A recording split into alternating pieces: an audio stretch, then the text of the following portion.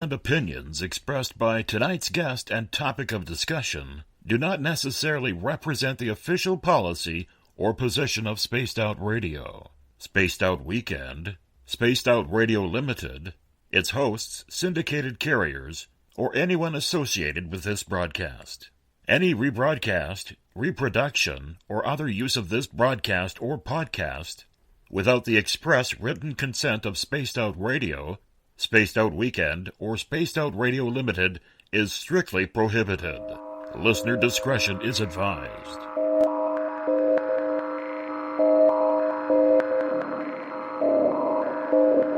Hi there, this is Dave Scott, and I would like to invite you to listen Monday through Friday right here on Spaced Out Radio. 3 hours a night of the top stories with the top guests, ranging topics from UFOs to ETs, ghosts to Sasquatch, and everything in between.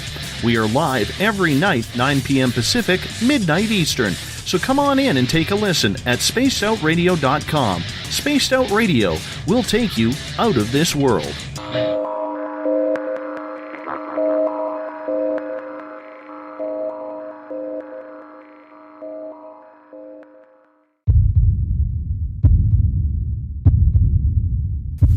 Scout 6316, 8.8 for 6,000.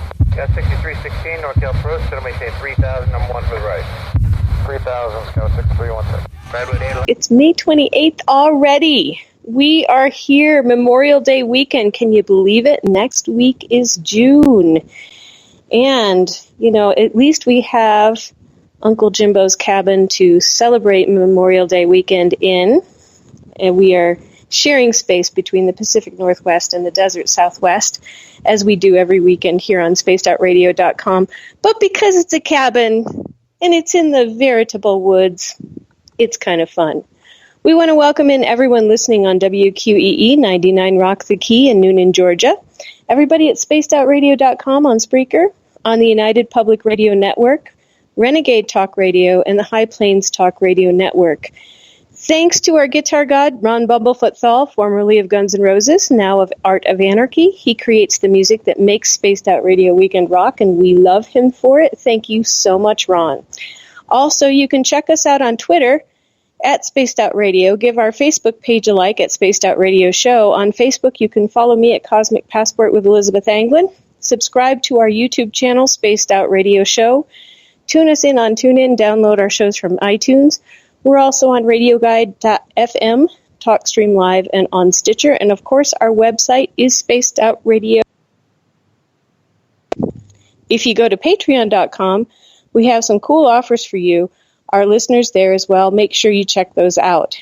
And if you want to take part in the show, you'll have to sign into one of our chat rooms on Spreaker or on the chat room on Facebook at the SOR Space Travelers Club. If you are not a space traveler yet, for 5 months you can become one. It is such a deal. You get to be a space traveler for $5 a month. Who would have thought? I wouldn't have thought that. We also offer some decent swag, and it's our opportunity to give back to you, our valued listener. We have a news section called The Encounter that deals with everything paranormal, courtesy of our editors, Eric Markham and Everett Thiemer, and you can check out Dave Scott's blog there as well. Also, if you have had an experience you can't explain, fill out an SOR Sightlines report. Our researcher, Mike Schmidt, is ready to find out what's going on and help you out with your case. Well, here we are. Memorial Day weekend already. I was having the hardest time figuring out what to do tonight, and I had told James once before that I would bring back a little alien engineer, a little UFO engineer who I've been friends with since I was but a wee thing. A wee young lady over 25 years ago. And this engineer, he works with the Zetas, but I'm not sure he's Zeta because he's small and he's white. And he tends to wear some kind of robe. And he's really funny. And my issue sometimes when I have these relationships with aliens is that I don't know what questions to ask. So sometimes we'll have conversations and I'll just run out of things to ask about. So tonight, because we have James, and James has an inquiring mind, and he was interested, and because we can't take call-ins, so I can't do emotion code, or I can't do another kind of call-in show, we're going to talk to the engineer and ask him questions. Think about your questions about, to me, this group of Zetans that he works with is probably the real, which is actually not just all Zetan. It is a multi-species group, and they tend to be a bit funnier. Yes, they do abduct people. They don't always do any sort of medical things with them. Yes, they work with people. And they have had different understandings with different groups in the past where different things have happened. So if you are an experiencer, you probably have run across this group depending on whether or not you've been dealing with a multi-species group that has had agreements with other here on planet Earth.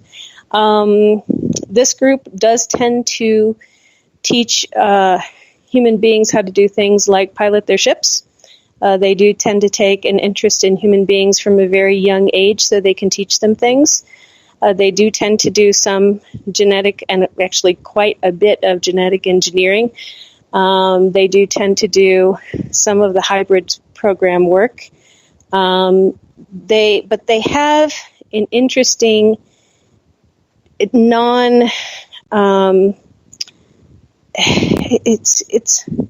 non-malfeasant. I would say the take on it is that individuality is really cool, and they have lost a lot of theirs. The other take on it is every time that you create something new, whatever that new being is, whatever new physical body you create for a sentient being, that physical body learns and grows in new and different ways. So overall, it's kind of a positive group. I really like this engineer. He's been very positive for me in my life, and he will answer questions. A lot will not. He was involved in the disclosure that we were trying to do with Dr. Johnny Mack back in the early 90s. He was in the group that was actively involved with that group and actively trying to bring about disclosure at that time. So he has a little bit of a pass to come on the air and answer questions. I also did ask Dr. Johnny Mack if he would come. He's a friend of mine, John. I did ask him if he would be willing to come on. He may be able to. He was funny. He did a typical John thing in spirit where he said, yeah, I'll do it. And then he sort of said, wait. And then he turned around in a circle a couple times, like, wait, I got to do this and I got to do that. And I wonder if I have time. Okay, let me go check in here. So it was sort of like the absent-minded professor with too much on his plate thing that he did. We'll see if he shows up if you ask him a question. But I am going to invite the engineer and John into the room. And James is going to come back. And I just want to give a shout-out to Gail. Hey, Gail. Hey, Christopher. Thanks for showing up. Hey, Michael. Hi, everybody. First question. Does your alien do stand-up comedy? He does stand-up comedy, which is to the extent of when I do something stupid, he hits himself in the head with a V8 smack, which he knows is a joke, because we do the V8 smack in the head. So, and he's usually standing up when he does it. So, I think you kind of have to be there, Michael, in order to get the joke. But if you know the V8, I could have had a V8 smack in the head thing. That's a joke. And it's funny, and he does it while standing up. Okay. Let's see. I'm just calling in. I'm going to clear the room. Divine High Self, Divine I Am Presence, Infinite Spirit, Infinite Consciousness. Please clear myself, everyone in the chat rooms. James, the engineer, John, all the beings of goodness and light who love to assist. All of our spiritual protectors, the rooms where we are, and everything else that needs to be cleared. A clear tonight. Thank you, thank you, thank you. Okay, please clear all our guardian angels. We invite in Mother Mary and Archangel Michael just for some extra protection from prying eyes. And James, whenever you're ready, you can feel free to come in and ask a question. Now, James has a lawnmower tonight. I do. I have a lawnmower, and it's actually outside traveling on its own. I was wondering, I'm hearing a lot of popping and static on the line. I don't hear it. I know, because as you... Huh. Yeah, it's...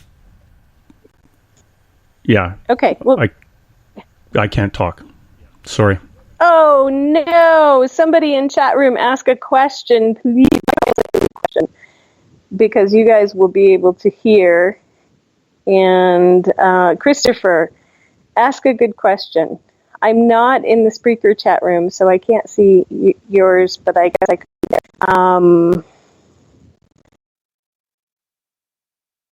That. So I think you have to work on that, James. No one wants to hear.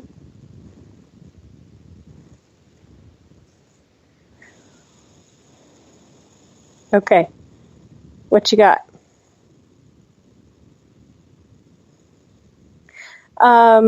So I'm going to keep. Yeah, I'm going to keep. So there wasn't any static until you got on the line. Oh, yes, there was. Now it's continuing and cutting out the sound. It's intermittent.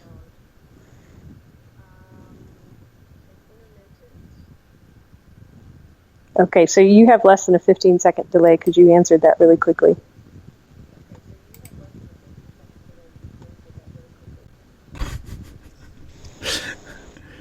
You said that twice. That stinks. Okay. Now. Okay. Oh, crap. Now I'm back in the delays.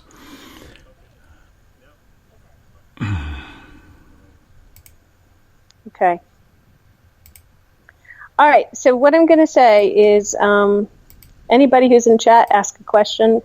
We're going to see if James can just work on sound issues. No, I'm fine. Okay. You know what it was? I had spacedoutradio.com running in the background. Listening live. And of course there's a delay there. So it's one of the many screens in here. And of course your engineer friend didn't jump forward and say, "James, what are you doing?" No, because he's not supposed to take care of that stuff for you, and that takes a lot of energy, which... Well, how is he going to answer questions if that would take a lot of energy, just to tell me that? Because he's not paying attention to you. He is here waiting to hear of your questions. All right, I have a question. Don't make me pull the spaceship over, young man. If last week, as we continued last week, we had an issue on, I think it was Sunday, where a gray came through. And I tell you, one of the most haunted places and most active places I've been in is Dave's end of the old cabin here. It is an interesting place. We had a spirit come through and a Zeta come through. And I'm wondering if you would ask the engineer if that energy from both of those is what screwed up the broadcast last weekend. He says Dave's place has and he's showing this to me. He says Dave's place has a space-time bubble, and it is interesting, and that's part of the reason. I mean, other than the fact that Dave is there, but I don't even know if he moves the bubble with him. But him seeing the space-time bubble that the gray came through, and that would also lead to ghosts coming through. And he says what's more interesting than whether it affected the broadcast is a lot of you who are alien abductees and alien experiencers also have ghost experiences and spirit experiences. And what it is it's how the bubble forms and the phase shift between where you are where the alien is coming through and where and how spirits can get enough energy to come through. But he says the way to think of it is a localized space-time bubble that merges all of your time, the non-time of the spirits that aren't in a body, and the aliens, and it also gives the spirits that aren't in a body more energy with which to give a message or to appear to be solid or to stand up. So if you've seen apparitions in your home after an alien abduction, or you've seen ghosts, or you have both, it is because of the formation of these bubbles. A lot of times people think they're channeling Zetans, and it's just that they're not fully formed in their bubble. That they are Zetans that are in a body, but the bubble is not showing the whole body. Okay. That's what he says. This is not my opinion. I did not know this. Shut the front door. I know. It's it was interesting. So that's what I was concerned with. We had so much activity. Mm-hmm. We did. And yeah, you went quite well as soon as Skeeter came on at the top of the hour, and we said the name off air of a spirit that we were having an issue with, or Dave was going to have an issue with. Everything went for a poop. And we had the weird static, and my voice changed. Well, it's a different microphone. So people were saying my voice had changed. And he says Will was using the space-time bubble. Will. Oh, yes. Got him. Okay. Yeah, that was a little bit awkward. And the night before, everything shutting down, was that just because there was something going on that we weren't supposed to talk about, or because there was just too much going on with William or Will? Well, he says no. There was too much going on. There was too much interference. So even if you had been able to fix the problem, like if there hadn't been that much interference, you would have been able to fix the problem much quicker and easier. And so it was way too much interference in the astral plane, electrical and otherwise. So it was, things were getting affected. He says, but that's not our fault. That's not an alien thing. That was the way it was. Just the way it was. There were four beings in there. Oh, that's the guys that was the guys that showed up with you and Christopher. Well, that's what Christopher and I started looking, and that's what we saw. Okay. Yeah. All right. You guys are not invited to my birthday party because you're just attracting craziness, all sorts of shenanigans. We didn't do it. It's not our fault. He says, I'm here to ask questions about UFOs. Now get to it. We're going to run out of it. If UFO left Mars on Thursday at 2 o'clock, how long would it take? The Vril, and I think we touched on this briefly, but it's an interesting subject for me. The UFO, or the ship that was recovered by the Germans back in the 1930s, was that a ship that had an organic connection to it? There was some. He said a lot of that was a nanotech ship. So nanotech ship? Yeah, like a nanotechnology. He says so. There is nanotech. We have nanotech, which is an almost it's a self-replicating computer robot-like structure, but they're tiny. They're very small, and what they can do is be programmed to make bigger things. So he said that particular ship, they would never have got that working because they couldn't get the right frequency. Like, the ship has a skin, and it was a nanotech skin, and you have to get the right frequency of energy through the skin of the ship in order to get the levitation effects. And they would never have been able to really get it going because they wouldn't be able to modulate the frequency to go through the skin correctly. What is used to modulate the frequency for that skin? A pilot. You have to have a pilot, and the frequency modulation is energetic through a living being. And that was something they did not even think about. Well, see, that's the first thing I would think of. I know, wouldn't you think? They also didn't have, there's a crystal that they have, so a lot of times he says, you have a lot of planets, you have a lot of ships on your planet that have been left behind. There's a red crystal that's necessary that the pilots keep with them. And if the pilots leave a ship, if they get into trouble and they have to dump a ship, they will normally take that crystal with them so that nobody else can move the ship without authorization. So for somebody to be able to move a ship, they have to be able to get the appropriate red crystal for that ship. There are different types of ships, so it's not individual to the ship. You can get the red crystal, that will match sort of like parts of your computer. But if you don't have one, you're not going to be able to move that ship. Is that red crystal a natural crystal to Earth, or does that come from somewhere else? It's so you'll have to look this up. It's rubidium with something else in it, and it does have a slight radioactive. I think there's rubidium and carnotite, and he said the only thing that would be different is we tend to use a lot of carbon-13, and so there's carbon-13 in it in a way that you wouldn't expect, but the red is coming from either the rubidium or the carnotite.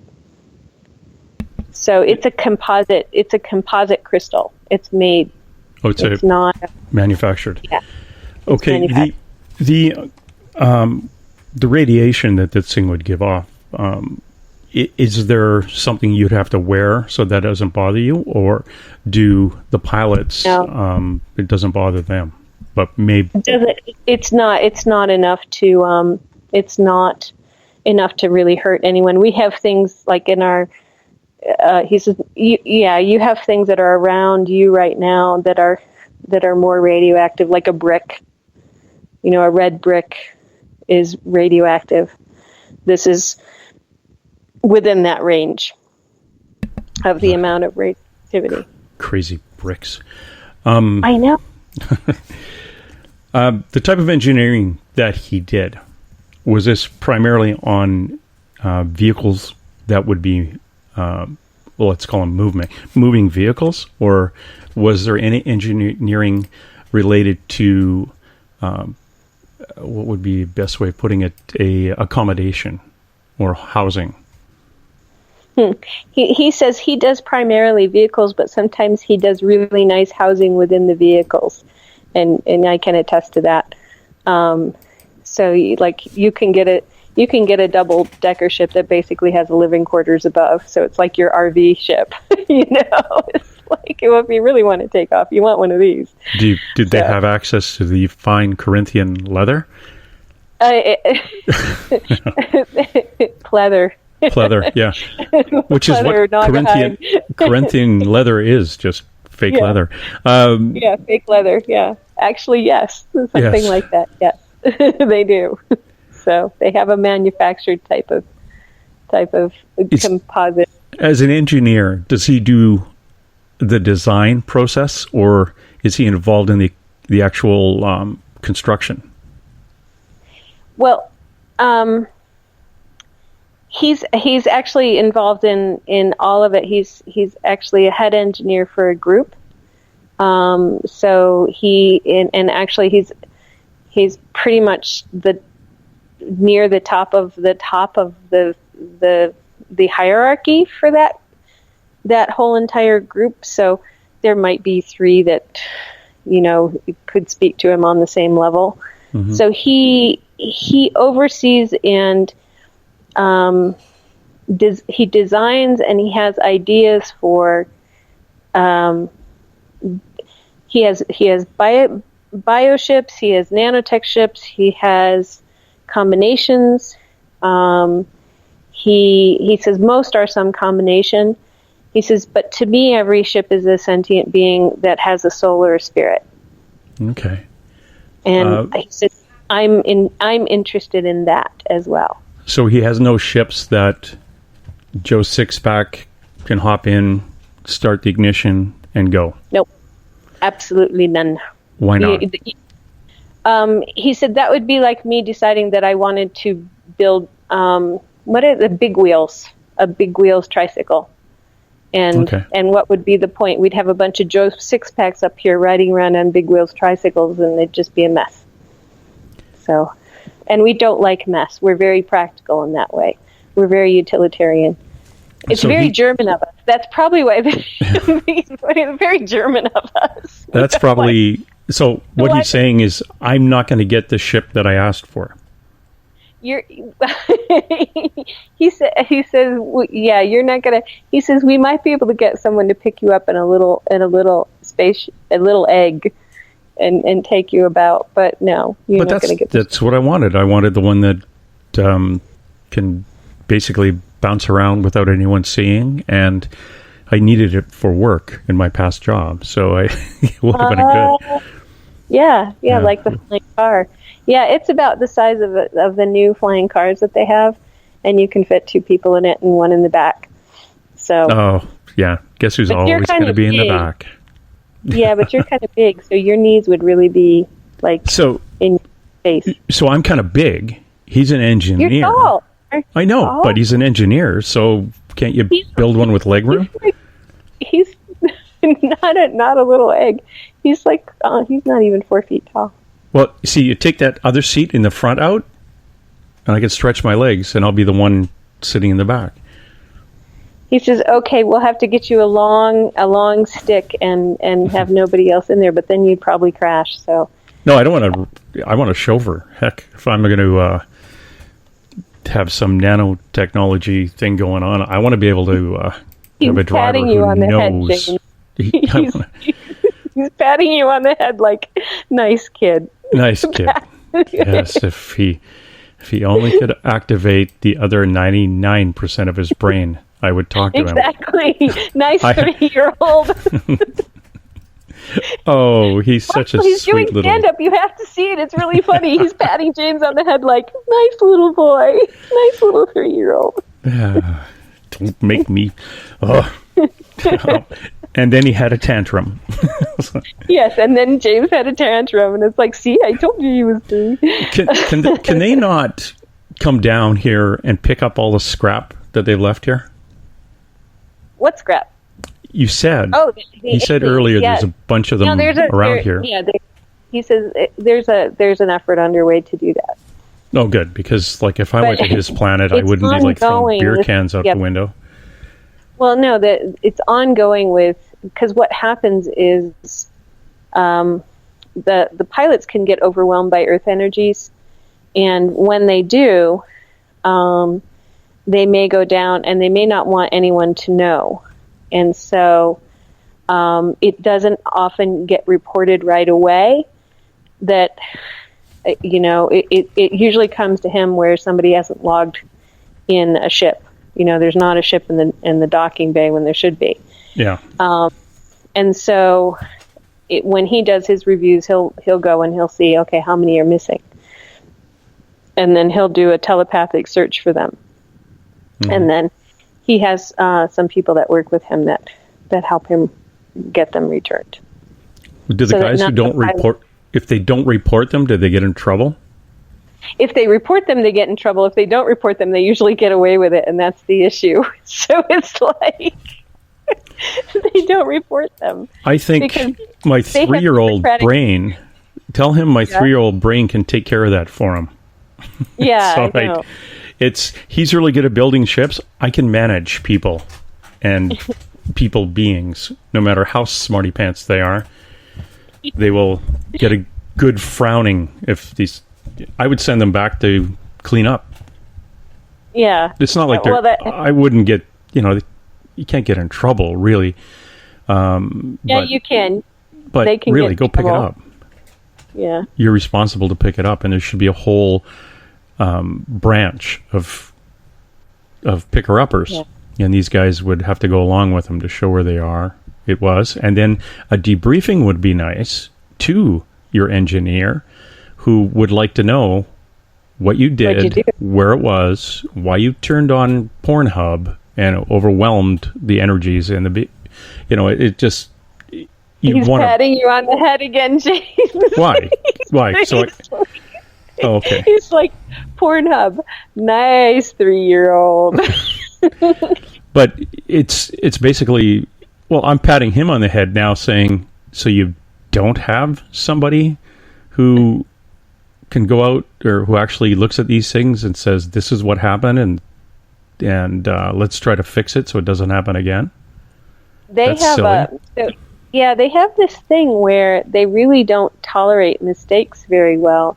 And so when somebody does make a mistake, because it is such a utilitarian society, it's so performance-based. We would find it hard to be there with the amount of mistakes that we make just sitting on the couch reading the paper, because they are a hierarchical group that they have been engineered to perform functions. And when they make mistakes, there's a question about whether or not they are functioning well enough to continue on with what they're doing. And because it's expected that they won't, they oftentimes don't have a contingency plan or any sorts of plans for when they do. And I'm talking now, this is Elizabeth talking. This is what I've experienced when there have been mistakes made with abductees, and it gets covered up right away. People that come back with burns, a friend of mine who came back with a hole in his head, that sort of thing. They are expected not to make those mistakes. It's very rare when they do, but when they do, man, they don't want anybody to know that they did. And it's really the individuals that do it, and it can be, oops, crap, I can't believe I did that. But they're not going to a supervisor saying, I just screwed up my job, because everybody is expected to function at their job relatively independently without any oversight or without much oversight. They don't have that sort of middle-level manager mentality that so many, human places to work do, where you're overseeing that it gets done correctly. They're expected to be able to do that on their own. Well, what is the fear? Like, with me, or with us, we learn from our mistakes. Yeah. We go over it. That's what the debriefing is. They don't learn from their mistakes. They just get decommissioned. Is decommissioning like we cut your arms off and threw you to the dogs, or is there a more peaceful way to decommission? Decommissioning is like you get a really, really boring job that you can't really screw up. Like sweeping the floor. A floor needs to be swept. And if it wasn't for people cleaning up and sweeping, things would just get out of hand. So they would get out of hand, but that's decommissioning. It's like, instead of this interesting job that you have as a pilot and getting to fly places, all of a sudden you're a janitor. Really? It's all about ego. I thought ego was supposed to be left behind. No, it's not. It's about what's interesting. They don't have, part of it is when you're in a collective like that, it's often not as interesting as it is to get to come to Earth and interact with other species and, the environment and people and Pornhub. What those guys, they got to keep their head in the game. Michael, every time James says Pornhub, the engineer pats him on the head. Well, it's what they're doing. I'm not doing it. That's why they want to come to Earth. Oh, sure. You've been watching Pornhub. You believe those movies. Okay. Yeah. Right. Yeah. Engineer fellow. There is some issues I have with the way that I want to call them our space brothers are trying to come through and expose themselves to us. And I take the Phoenix Lights, for example, where they showed up in Phoenix in a parade for about 12 hours. And basically at night, first of all, I want to know if there were a number of space vehicles that were being shown to us. Why not come out during the day? He answered this before. It's scarier at night, and you're not going to shoot at something you don't know. Yes, you will. Imagine bringing a whole bunch of things over military bases. They're going to go out and start shooting at them. Of course they are, if they can see them.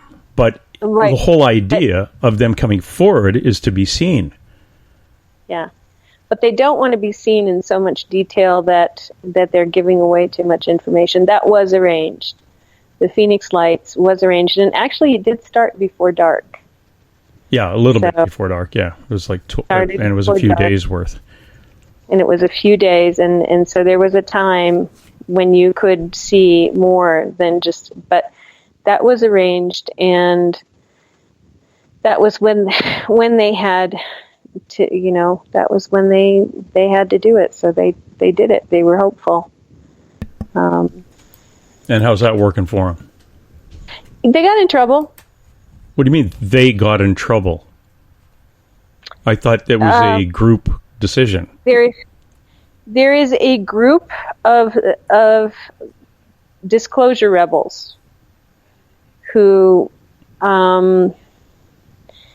suppose you have a lot of highly functioning older aliens who are really thinking, okay, it has been time for a while to do disclosure. And my understanding, this is Elizabeth now, my understanding was that they had a 50-year treaty that ended in 97. And that was Phoenix Lights, right? Wasn't that 97? Yeah. Yeah. They wanted to end that with a bang, and they thought disclosure was going to happen. And it didn't, and there was a whole crackdown on doing things like that afterward. Well, see, that's if you've got the disclosure rebels with their black vest with disclosure rebel written on the back of it, and their greasy hair. Actually, Michael, when you said the way that when James said I have an issue with how aliens are exposing themselves, the engineer took his robe and he flashed us all.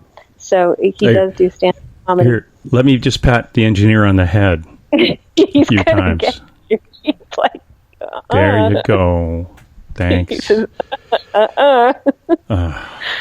Yeah, and he's picking on me. Right. Yeah. You need to be picked on. Yeah. So. Yeah, that's kind of funny. So, what's he up to now with his engineering? What is he working on? Yeah, about 3'6". He's about 3'6.5". That's what he's up to. Let's see. They are working at the moment on a big combination. It's an oblong saucer-shaped craft that's quite large, and it's about a football field, but it's not round. It's not cigar-shaped because it's too flat for that, and it basically can house and carry quite a bit of stuff. So they're working on something that's really large right now. That's their main thing that they're working. What's its purpose? It's a transport, and it's also a research vessel, and it will also have some human beings, some of the human beings on it. But he says it's kind of a quote-unquote all-arounder. It's got 3 different levels, and you can do different things on the different levels. Yeah. So that's always fun. Yeah. You can bounce around all over the planet. You can have it's not so great for coming close in to Earth. You would take little ships from it to get to Earth, but you could come, above satellite level with it, and then have little ships go out from it. Ooh, pretty speedy then. Okay, man, let's turn and burn. Not quite a majorly huge transport, but it's also not. It's a bigger ship. He says it's somewhat similar. There was a ship that came down in Saugus, Massachusetts on February 19th, 1990, which I'm familiar with. Went down in the swamp, and people went up to it and got in it. I know some of the people who were there. That one is a similar size, but it was more rectangular, and had so it was built more like a rounded house. This one is more saucer shaped, but is a similar size. Interesting. So, there's a thing that is every so often you find a picture of it online, so it's got to be real. It's been called the Black Knight. What is that? It says it's not one of mine. Yeah. Okay. And he doesn't like the group whose it is. Who is that group? I don't know what group it is. I just get pain when I think of it. I think it's probably he's not fond of he's not fond of the groups that do rehabs or work with the government doing rehabs or MyLabs, and he's basically pointing to what I call the power mongers and saying it's one of theirs, it's not one of mine, it's not one of ours. I guess some people would call them the Orions. I call them the power mongers. Some people would call them the what, Elizabeth? The Orions. The Orions. Yeah. And that's not a good thing? I guess not. I don't know about names, but to me, they would be the power mongers. They're the ones who work with government agencies doing rehabs. What is a rehab? A rehab is where the government takes abductees and tries to figure out what the aliens are doing with them, and then tries to use it to their own ends. They're like the Men in Black kind of thing. Men in Black, but also they have their own technologies where they, you get abducted once, and then the next night you get abducted by a different group. What? Yeah. You did not know about this? This is no, it's like, hey, Elizabeth is easy, and this is her address. What? Seriously, you get the. Yep. I think my grandmother would call that running the train. I think that's what my grandmother would say. But that's just not cool. How do you... No. I thought you were allowed to ask for like a higher being to kind of show up and step in and say, hey, buddy. You can. Anybody can. But when I went through my experiences, I didn't know that. So the only thing I had was, okay, abducted on Sunday, abducted on Monday. First group is the engineers group. Second group is a reptilian group that doesn't give a crap about me and treats me real rough. And a lot of the things that I saw during the second instance were, I was in a room that had wallpaper. There were utensils and trays that looked human-made, but yet I'm being looked at by a reptilian. And that would happen, again and again, week after week, month after month. Well, have you ever seen, can you describe the wallpaper? It's flowered. Like paisley? Yeah, a little bit not like paisley, but sort of like the home, not the real, it was just flowers. Yeah, you could say it'd be like paisley, but it's not the actual paisleys, because paisleys have the little whoop-de-doos. Yeah. If you were to look at anywhere in Russia, the wallpaper, they still they use wallpaper from the 1920s up to last Wednesday at around 3. That's why I'm kind of thinking. Oh, that might be because the color was, I remember from one experience, the color was sort of this beigey orange yellow, with green and orange, red, and yellow flowers.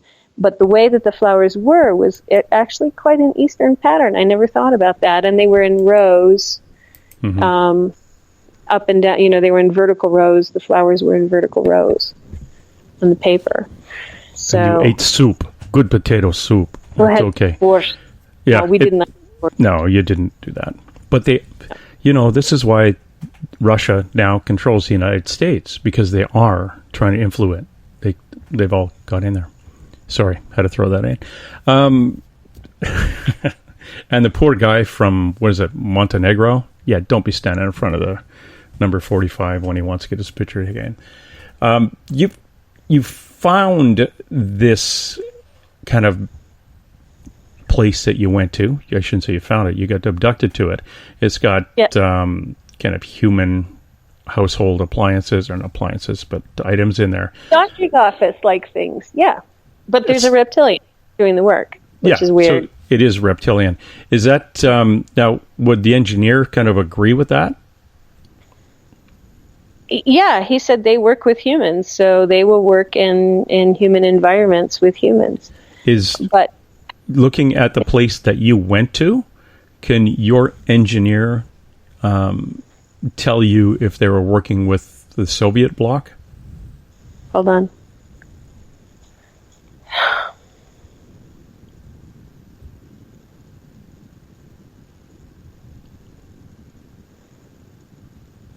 The place that I was underwater. Who decorated it when? There could have been, there could have been some of that, but it was underwater, and it was off the East Coast. So he's saying, was it Soviet? Was it, did they just come in and decide they wanted to decorate a UFO so it'd be confusing? He's leaning toward the mind F, where you're on a UFO, but they put this human stuff up so you would be confused. So an underwater craft, but they had all of that stuff put in there. He says that it could be very likely that they got that stuff from the Soviet bloc, but it was meant to be confusing. The whole thing was meant to confuse the situation. Yeah, which if you've ever gone to the Soviet Union, it's always confusing when you walk into one of those apartments, going, "What? How come how come the photos and the paintings of your relatives are up at the top of the ceiling?" Ed, no, it's not too early to drink home brew. It's fine. Yeah, and reptilians have this idea that if you put humans in a human-like setting, then they don't freak out as much at the fact that you're a reptilian. But I can tell you, when you have a reptilian, a big one that looks like a dinosaur leaning over you, really seeming like you're a piece of meat, you freak out. Because that's the sense that you get, is that to this creature, I am a piece of meat. You don't get that from the others. Yeah, your fight or flight kicks in. Your fight or flight goes. Actually, you just go Tharn, because you're like, if I move, he might eat me. Yeah, if I stay, I've seen Jurassic Park. If you stay still, they can't see you. They can't see you, right? And it's like, if I move, he might eat me, because he really seems to treat me like I'm a piece of meat. And then you're thinking at him, and I don't know how much they could pick up, because there wasn't a lot of telepathic back and forth. But you're thinking at him, you're treating me like a piece of meat. I don't like you.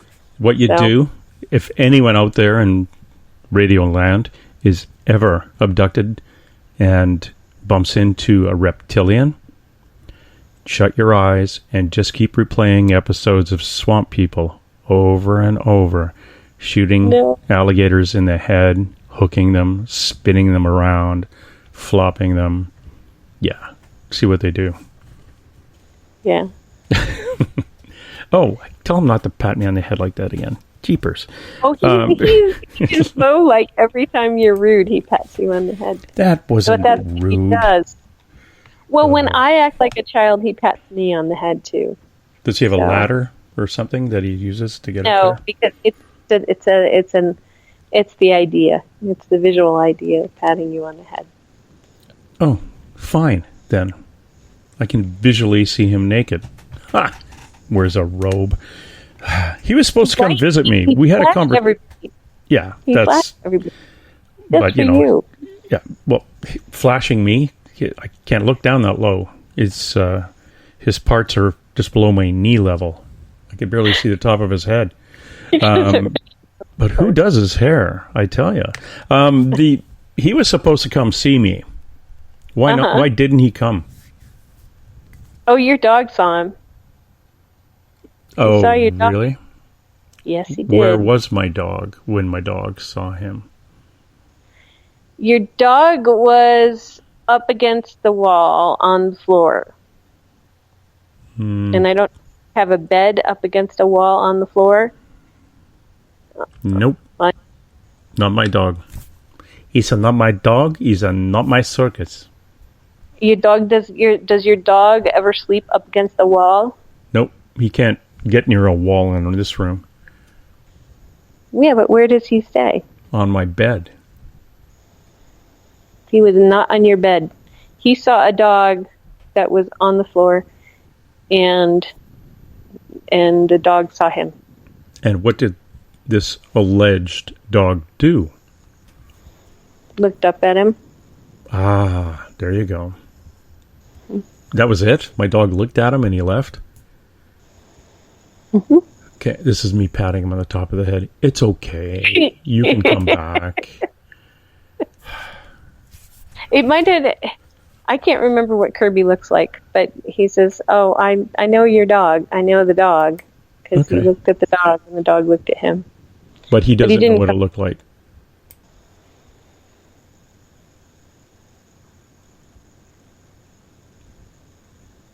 Okay. You still there?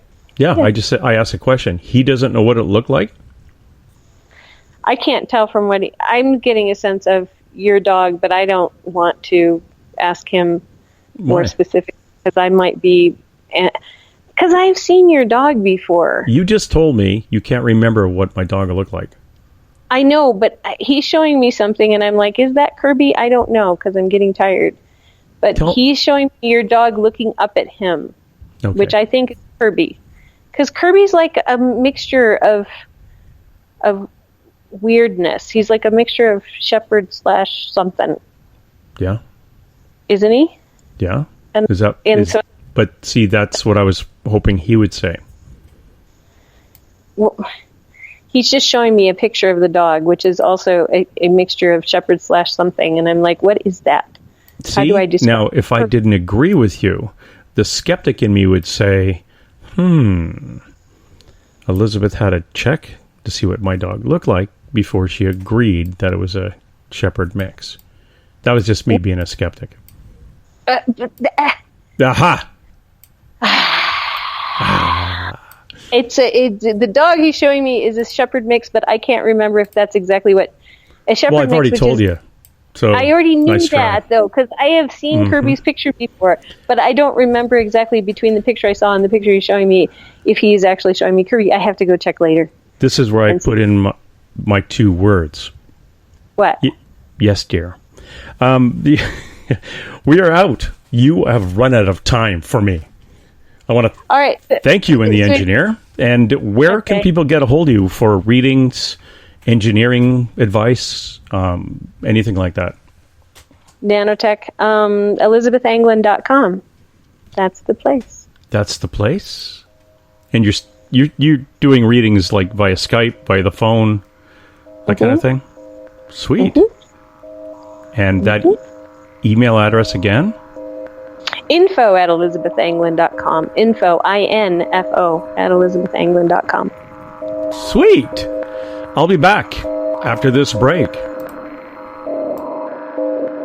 Hi there, this is Dave Scott, and I would like to invite you to listen Monday through Friday right here on Spaced Out Radio. 3 hours a night of the top stories with the top guests, ranging topics from UFOs to ETs, ghosts to Sasquatch, and everything in between. We are live every night, 9 p.m. Pacific, midnight Eastern. So come on in and take a listen at spacedoutradio.com. Spaced Out Radio will take you out of this world. Hi there, this is your psychic medium Joanna, and I would love it if you would join us every other Sunday on Spaced Out Weekend. With host James Tyson, we'll bring you personal psychic messages on two mediums and a large.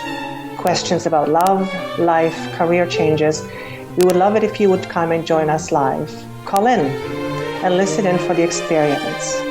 Allow us to open the doors to your other side. Two mediums and a large, heard only on Spaced Out Weekend at spacedoutradio.com. Looking for news beyond the mainstream news? Head to spacedoutradio.com and check out the SOR Spacewire. This is Spaced Out Radio's Eric Markham, News Director for the SOR Spacewire. Daily, I will bring you intriguing stories and outlandish reports from what's going on around the world. UFO sightings, paranormal activity, conspiracies, alternative health, and so much more. And if you have news, email me at news@spacedoutradio.com. It's paranormal news at its finest. Welcome to The Encounter. At spacedoutradio.com, The Encounter online is SOR's trusted news source for everything weird and strange going on around the world. This is news editor Eric Markham. Our team of journalists are scouring the planet for those strange stories that rarely make the mainstream. No fear-mongering or fake news here. Head over to spacedoutradio.com and encounter The Encounter.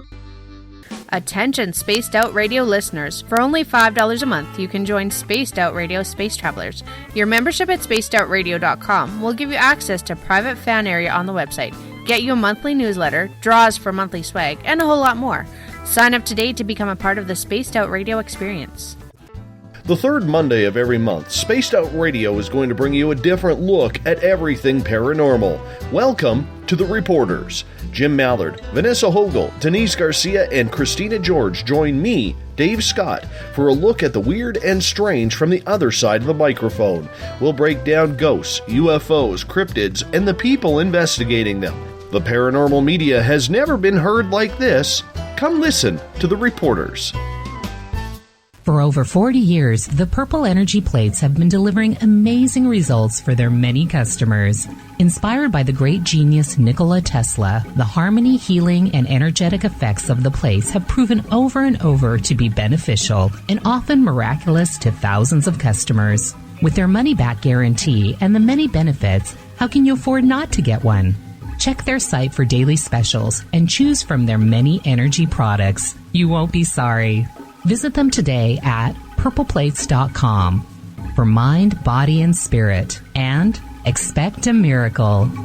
Patrolling the Pacific Northwest, we are always on the lookout for the strange and unassuming stories that real people are experiencing. Hi, I'm Vincent Zunza from Pacific North Weird. Me and Alexandra Sullivan have teamed to bring to you those odd stories that never seem to make it into the mainstream. Stories so weird that will leave you scratching your head wondering, is this real? It's as real as it gets with Pacific North Weird. You can watch our videos right here at spacedoutradio.com.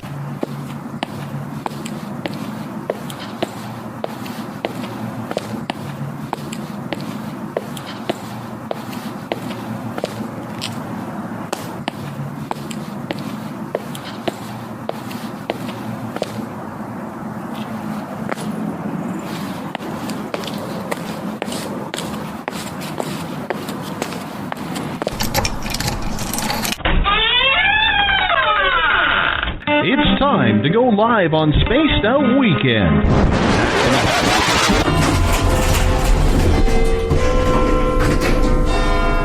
13, please. Oh, hi, Kevin. Oh, is that the time? Kevin, my friend, don't you find that watch just a little bit loud?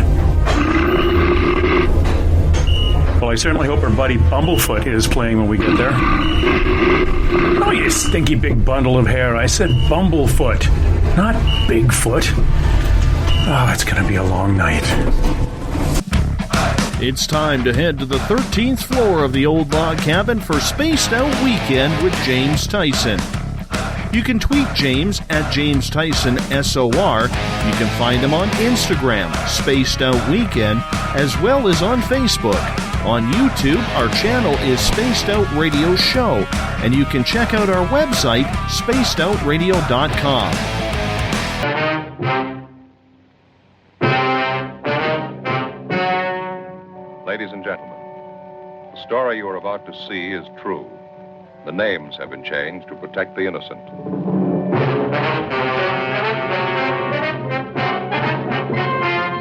And now, perched high in his captain's chair, way above the clouds, here's James Tyson.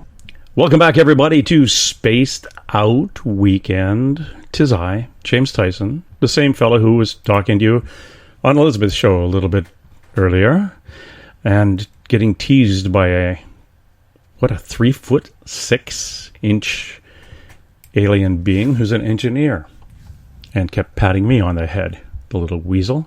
Well, thanks for joining us. I am broadcasting from my end of the log cabin, saying goodbye to Elizabeth out the other end, on the south end there, but I am in my sweet little cabin on the 13th floor of the Spaced Out Radio Network here in those paranormal portals of the lower left Canadian coast. Yes, Cascadia. We are broadcasting to you from the Pacific Northwest. Finally, summer showed up, and it could last maybe a week and a half, and we'll get right back into snow and rain. But I want to thank everybody for tuning in. Those of you coming to us and listening on the Spaced Out Radio Network, on spacedoutradio.com, on Spreaker, on the United Public Radio Network, Renegade Talk Radio, and the High Plains Talk Radio Network, as well as those on Radio Guide FM, TalkStream Live, and on Stitcher, and our friends down in Noonan, Georgia, WQEE 99, The Key, the home of The Walking Dead. And I'd love if you guys ever drop by our webpage at spacedoutradio.com. Take a look at our SOR sightlines, fill out the reports if you've had an experience and want a researcher, Mike Schmidt, to look into it for you. Those are all 100% private. And Mike's kind of busy doing those things, so make sure you get them in. And we will use somebody like Skeeter Wellhouse to do a remote view on it and cross-reference, double-check, and see if she comes out with the same info as Mr. Schmidt. Tonight, we have a very lovely young woman, Breannan S Bryan. Now, I met her at the Oregon Ghost Conference. I listened to her and said, you are somebody I need on my show. And she was supposed to be on last Saturday when everything went for a poop. And as we talked about in the first hour, that energy started clicking and swarming, and there was no way we were going to be broadcasting, which was kind of funny, too, because around 9 p.m. that night, Breannan said, to herself, I'm hoping this gets canceled. Well, manifestation. Way to go. Now, she is a clairsentient, a psychic medium who specializes in expelling ghosts. She grew up in a haunted home where she had many encounters with a ghost she came to know as Elizabeth. Not Elizabeth, Anglin. Well, who knows? But since then, she has lived in several haunted homes, had multiple encounters with ghosts, and these experiences and others inspired her to delve into the study and nature of ghosts and of the human spirit itself. She was part of a research team that studied the near-death experience, which was published in a medical journal, Anaboyas, I think it is, 1981-1982, and translated into 9 languages in publications throughout Europe. Now, she's also worked in with California Psychics, a reputable psychic counseling service, and is an ordained minister from the Temple of Kriya Yoga. She is known as, Swami Akalanda, but we will double-check that. And as my tongue falls out when I say that, and I snap it back in, Breannan has been a guest ghost expert for the Portland Ghost Walking Tours and on several local radio shows, and she has served as a psychic for many ghost hunting teams and as a practice in clearing ghosts from homes and businesses. Breannan, welcome to Spaced Out Weekend. Thank you so much. And you did very well with my complicated names of mystery. Oh. I give you an A+. Oh, I got an A+ and all that fumbling over things. Excellent. You did great. You did great. Thanks for having me. Oh, it's a pleasure. As I said, it's what you were talking about at the Oregon Ghost Conference. Just it really hit a really good point in me. It really resonated in what we do in my paranormal group. It's respecting them and respecting the spirit that's lost or hasn't crossed over for whatever reason, but giving them some respect and not just coming in, running around with a device, trying to get them to knock on doors and touch you and then running screaming away, but actually getting an understanding of where they are and the process of moving them on. How did you get into that? Well, I had been having contact with them long before I realized I was a psychic medium. It started at about age 5 because I moved into a haunted house about that time. And I just sort of had a quiet relationship with everything that was going on around me because I didn't talk about it because I didn't want anybody to tell me that I didn't know what I was talking about because I found it too fascinating and I found it too helpful to me. It was actually a very positive thing. And I ended up joining the ghost groups in the Portland area where I'm from and doing some investigations, and I pretty quickly found out I was much more interested in interacting with the ghosts than in dealing with the mechanics of trying to prove their existence. I already knew they existed. And I'm not very good with the cameras and mechanical things anyway. So I quickly became the intuitive for these different ghost groups. And what I was getting from the ghosts at the time, by that time I recognized that the reason that I was having encounters with ghosts since I was 5 is because I'm a psychic medium. It took me well into my adulthood to figure that out.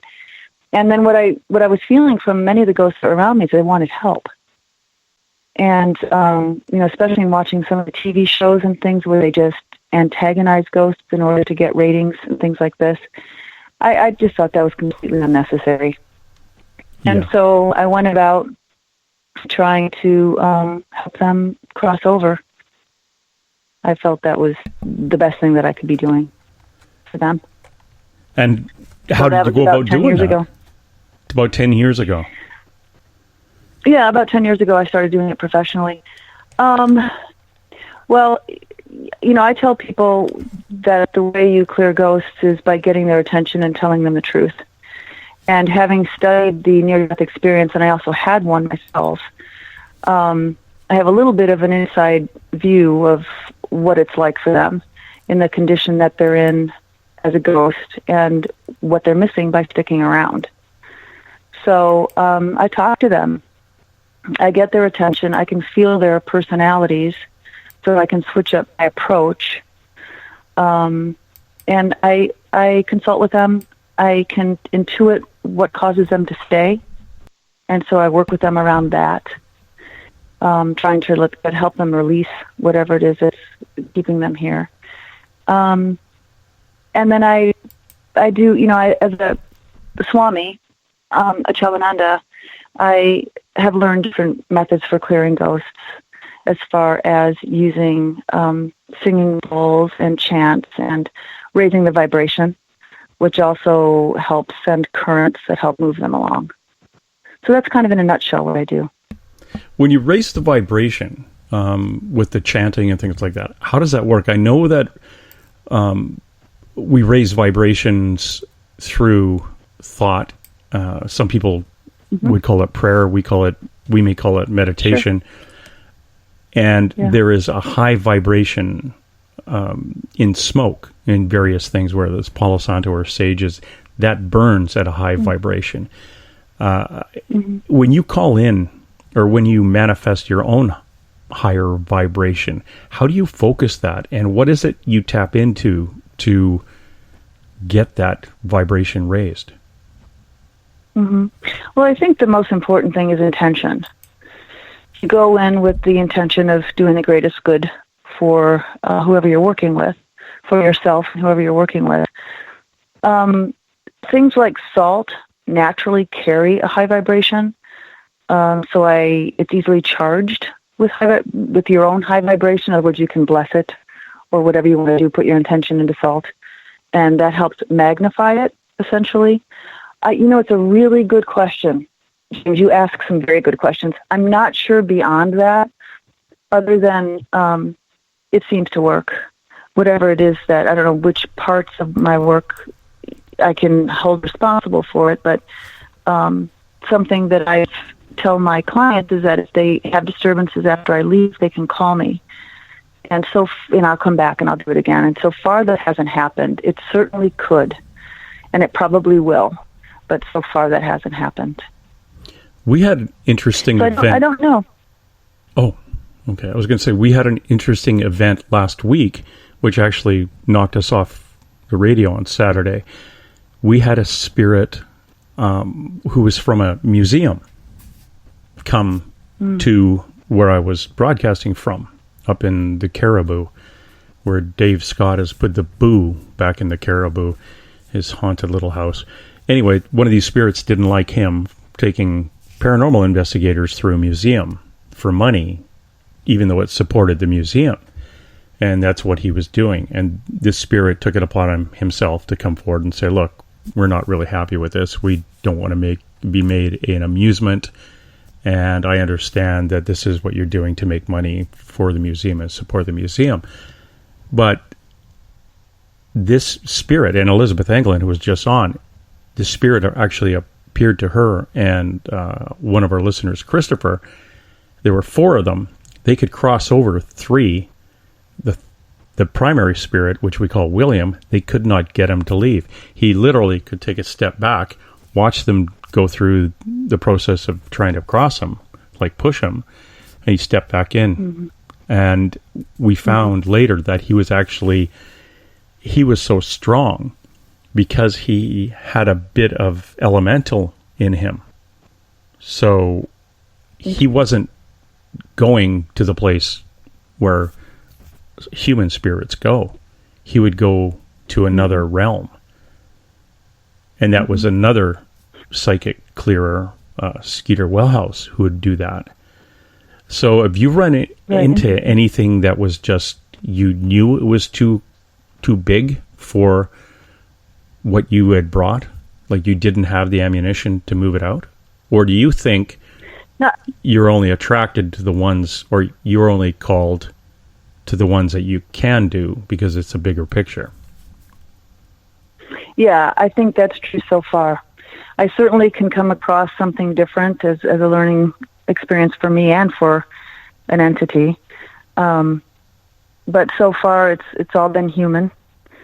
It hasn't been anything bigger than that. I would feel it, and I think, and I wouldn't participate. I had somebody describe to me something that seemed that he believed was demonic, and I really don't know much about demonism, and I don't care to go there, so I don't. I didn't think it was demonic myself, but I felt that he was the one that opened all these doors up, and he wasn't ready to release it himself. So I felt that I could go in there and do my work, and it just wouldn't go anywhere, and it wouldn't help anybody. So I did refuse that job. I wasn't going to take somebody's money when I felt that it wasn't going to be helpful. But no, I've never come across anything that I didn't think was a human spirit fully. That's very interesting. But even they don't have to leave if they don't want to. They have free will. Yeah, there is, the one we're doing it, we've been using the remote viewing going in, and a lot of times there'll be more than one entity in the place, and one of the jovial ones will come out and have a chat, and then take us on a tour of all the other entities that are in the place. And we did one on air a few weeks ago where there were 5 entities. We crossed 4, and we're going to have to go back and get the grumpy guy out of there some other time. But that's a long time for the psychic to do it remotely. And, of course, they could see her coming in, and that's what attracts them to her. But this guy, he wanted nothing to do with her, but happily crossed 4 other ones. The boring part of that for the listener would be having the psychic having to deal with this guy for an hour, and it is a bit of a challenge, and trying to get them to change their mind. And there are groups that Forest Moon Paranormal will send their remote viewers in, and they come in like kicking doors like an emergency response team. They'll get them out by hook or by crook. They'll push them out the door.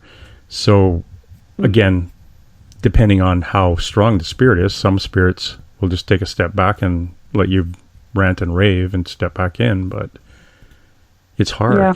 Have you ever had the ones where, you've been called because they're very, very active in a house, and it's the 3-year-old who's seeing things floating over his bed, and there's a person telling him stories, and he runs in and, basically sleeps every night in his parents' bed, and you get there and find out that the 3-year-old is just a very, very high vibration kid, and he's a little antenna for every walking spirit in the neighborhood, and they're all showing up. Yeah, and I'd really like to work more with those kids. There's been one that was about 2, so it was kind of difficult to determine, but because they have such fantastic imaginations to begin with. But some of the things that he was saying made me believe that it was probably a spirit. He was saying the boy can fly. He goes out the window. This is a while ago, and he would tell his mom, boy is crying. He's crying right now. And typically, because I've worked with kids forever myself, and typically when they have a imaginary friend, it's joyous. So I thought that was very intriguing. And then another was a very psychic, intuitive 8-year-old who was fully aware that there was a little boy in his home.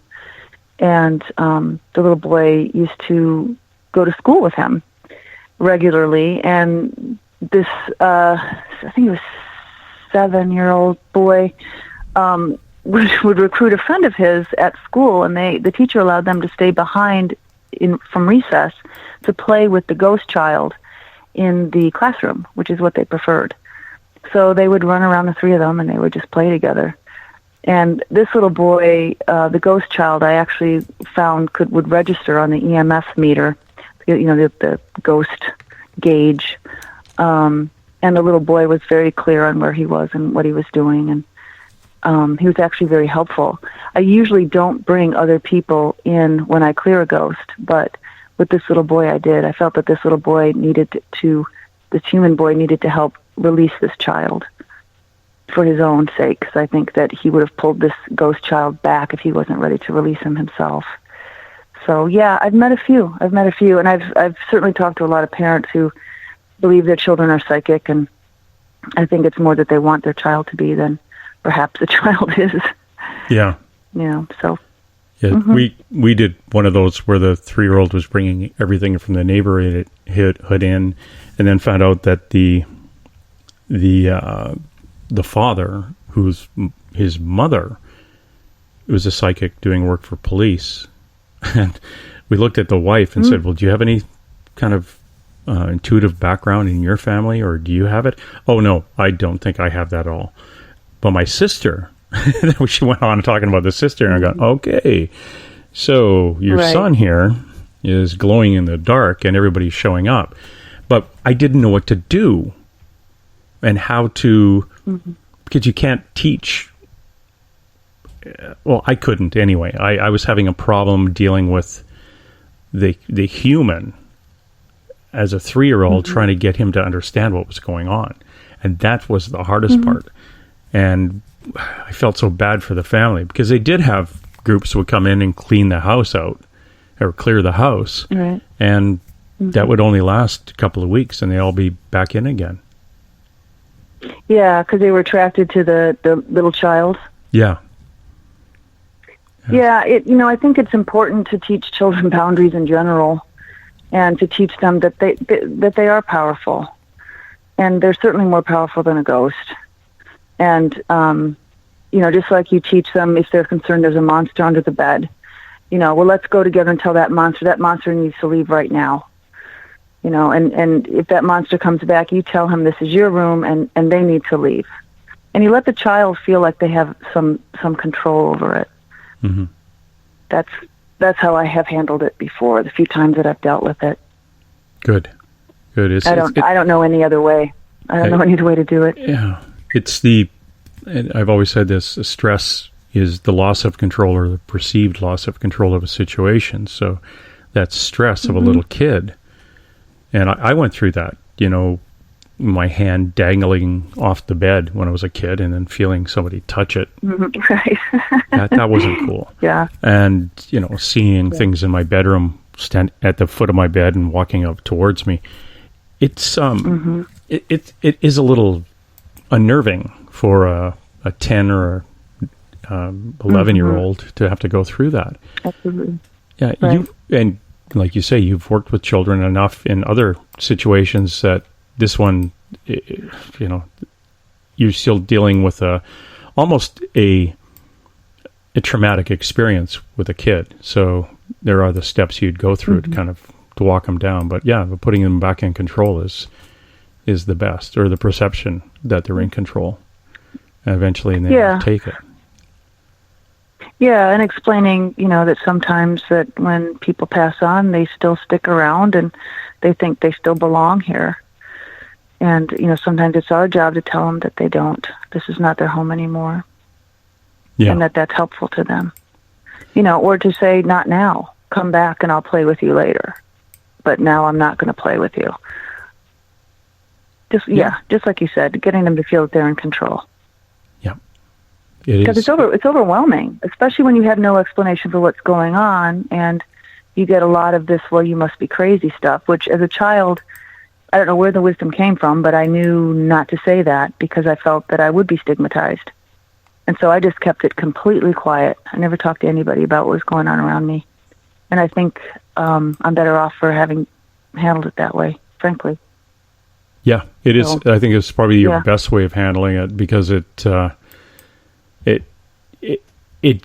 really makes you comfortable at your energy. And I think and we go back to what we talked about in the first half hour, was the intent.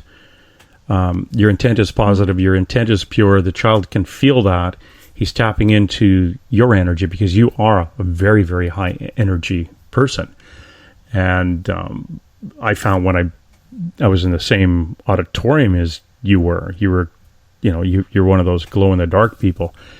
And that, just being around a child who is also maybe intuitive and hasn't got a control of it yet, being around you, you're both kind of hooked in, and the positive energy pointing at the lost being is very, very strong. Do you find you bring any of these home because of your energy? Yeah, that has happened. Particularly when I go to very haunted areas. The Shanghai tunnels are some of the most haunted areas in the United States. They're here in Portland. And I've been there a few times, and I tend to get followed home. I wouldn't want it now, but years ago, I didn't mind it because I could practice. I would allow them to come home with me, and I would just practice, let them hang around for a few days, and see what sort of intuitive things I would pick up, and try and glean information from them, and then I would clear them just from my home. So yeah, it has happened. Oh, you'd be such a fun person to hang out with in your house. Oh yeah, I brought these home, and don't worry about them. They're just going to hang out here for a few days until I figure out what's going on. Don't mind them, yeah. Yeah. That's right. Yeah, don't mind them. Breannan, didn't we just clear the house last week? Yeah, but it's been lonely. Right. Come on. Yeah, it happens. I brought one home. Well, I brought a few home, all by accident, and only one from a paranormal investigation. And he stood at the foot of my bed, and I almost crapped, but moved him out the next day. And the others were unintentional near very, very haunted areas. And, I had the issues. I had the typical, like, that whole sleep paralysis thing that I usually can get out of in seconds, but this, no way I could move. And then I found out later, the next day, there was 3 of them there. And that's why I couldn't push out like I usually can. How do you know they're following you home? Oh, I can feel it. And it's never a good feeling. At least it hasn't been for me. It's like there's a heaviness, there's a repressed, heavy sort of feeling. And I let it stick around, and then I tell them I'll work with them when I get a chance. But, I can feel it. Yeah, I usually can't until I'm totally relaxed. And, of course, totally relaxed is usually that in between asleep and awake, and all heck breaks loose. Yeah, that's when we're the most receptive, psychically anyway, in fact, it's called the divine flame period. It's when we're in both worlds, essentially, right as we're falling asleep and right as we're waking up. And if you can remember sometimes it's hard to remember some of the events that occur during just that brief moment. And the interesting thing that I've discovered is that ghosts and spirits know that, many of them, they know that that's when we're the most receptive. So they try and reach out to us during that very brief period. I get the most, when I hear voices the most, when they're trying to communicate with me, is during that period of time. Oh. So, yeah. So pay attention to it. Sometimes, it's kind of like when you dream, sometimes you remember it for a moment when you first wake up, and then you kind of lose the memory of it. If you can hang on to memories during that very brief period, you can sometimes put some pieces of puzzles together and find out that they're very significant. I had 2 little girls come to my bedside, 2 little ghost girls come to my bedside during that little period. And all they said to me was, "Are you the doctor?"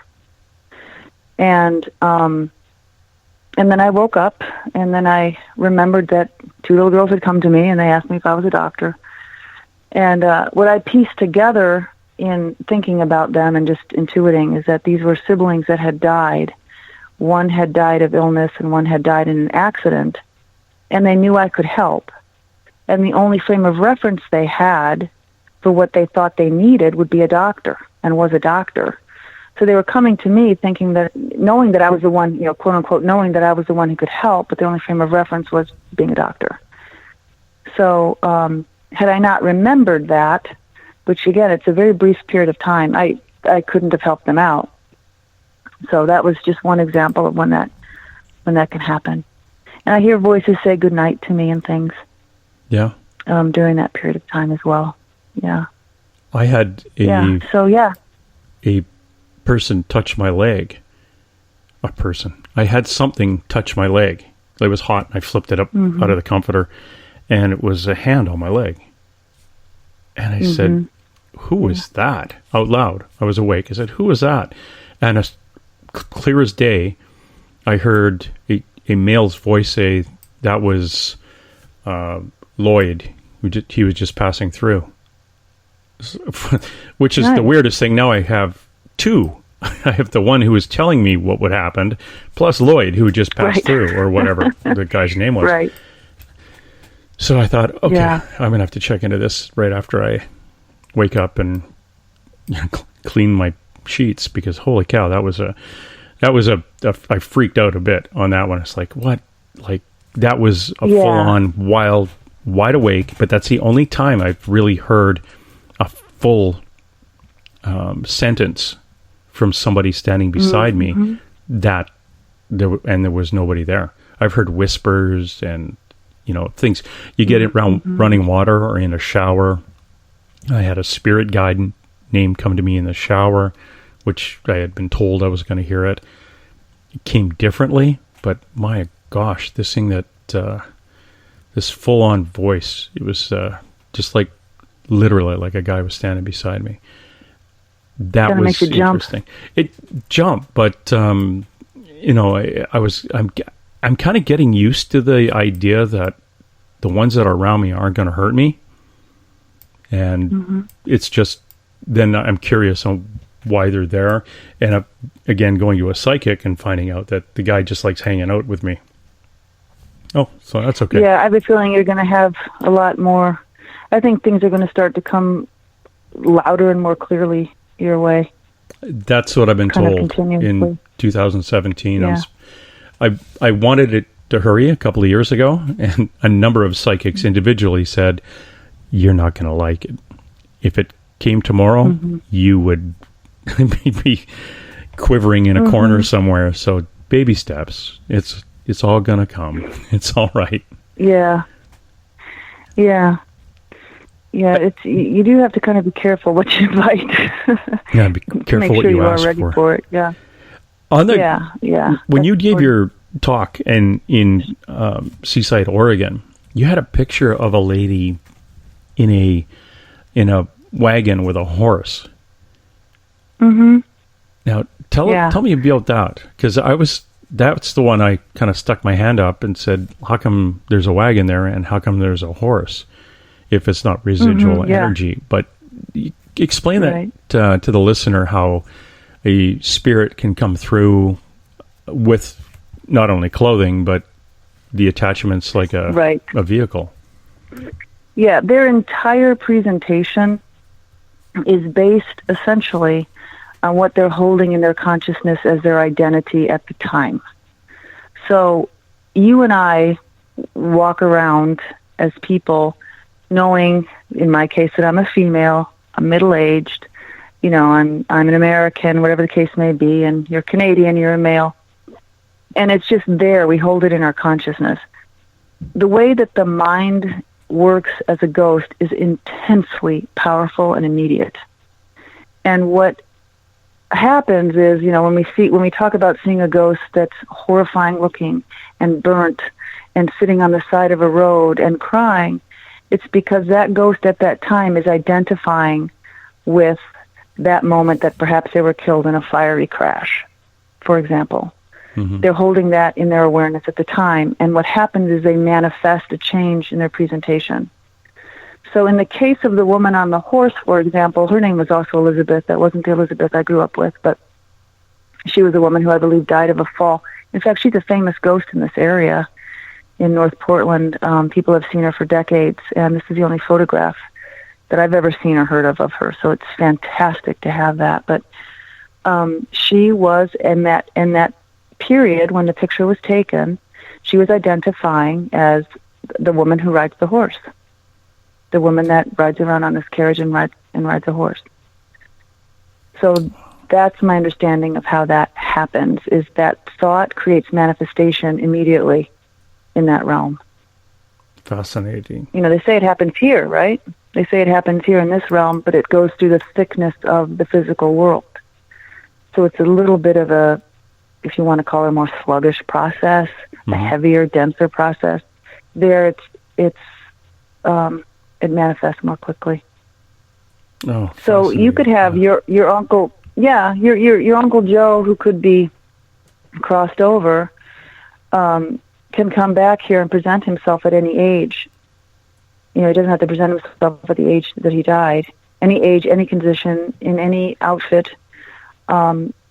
And they'll tend to do it in whatever they know you will recognize because they're trying to make a connection. Yeah, we've had that a lot with our show, Two Mediums and a Large, where you can call in and spirits would come through, and they would.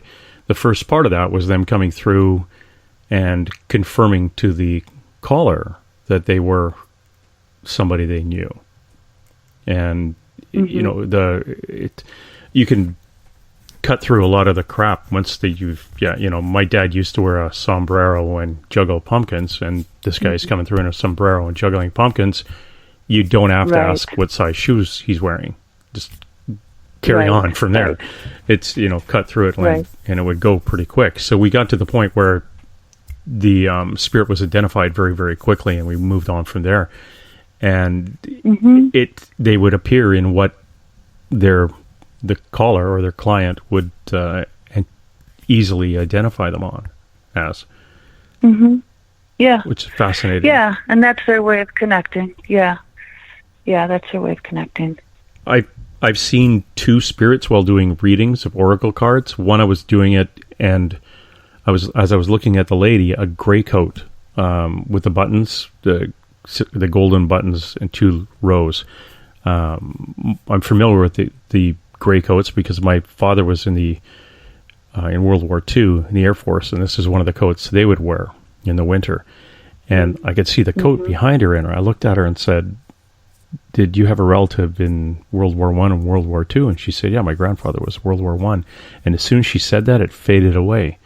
And I looked at her and said, "Well, just so you know, your grandfather's the one passing this information on." And nice. I haven't seen something like that again. The other one was a little kind of a caricature of a young fellow who had committed suicide. And my friend, who was the policeman, felt responsible that she didn't go over and knock on the door and check on him the next day. But he came through very, very strong, saying, "Look, it's not your fault. It's got nothing to do with you. Don't worry about it." And she broke down into tears, and this little thing disappeared. Nice. But I was in shock. I was like, "How?" And that wasn't a reading. I just did Reiki on her. I did a little thing of Reiki on her knee, and afterwards, I was looking at her, and she started talking about this, and that's when the little guy showed up on her shoulder. But that was weird. That was, for me, that's, like I said, those baby steps of things that are coming. Yeah, and I'm sure, James, you're aware that they can see who they can communicate with because of the light that we hold as psychic mediums is a beacon. It happens to be a beacon. So it's kind of like a moth to a flame type of situation. There's ways to block that if you want to, but they won't stop coming if they know that they can communicate with you. They're just too interested in communicating with people on Earth. So or thinking that, in fact, you could cross them. Right, or wanting help. Yeah. Yeah, I've heard it described like, and this makes a lot of sense to me, if I'm in a foreign country, if I'm in Mexico and I'm at the DMV and I'm trying to get a license and I don't know Spanish and I'm sitting in the DMV, I'm going to look around for somebody who I know speaks my language so I can get the message across about what I need. And so ghosts and spirits know how to find us. They know how to find people who can receive them, who quote unquote speak their language. Sometimes it's out of necessity, and sometimes it's because they're just very attracted to the light that we carry, which is not anything spectacular. It just happens to be a light that connects with them. Do you think they see us or in our meat sack, or do they only see our light? They see both. Oh, they do. My understanding is they see both, but they primarily see the light. Initially, when they pass over, they don't, because it takes a while for their senses to gravitate towards seeing the world as energy. But after a while, they see us more as energy than anything else. They see our auras and our light, and they can read that. Yeah. Have you ever cool. Run into a spirit that was attached to a physical object in the premise, like saying to you, "I can't leave because somebody called me here," when they were talking about the chair, or used a Ouija board, wanting to know who owned the chair? I don't know that I have, in particular, had dealt with anybody who was concerned about an object. I don't think that I have. It can certainly happen. People like to guard things and oversee things, but I don't think in my work that I've come across that. Most of what I've come across with is people who feel passionate about achieving something.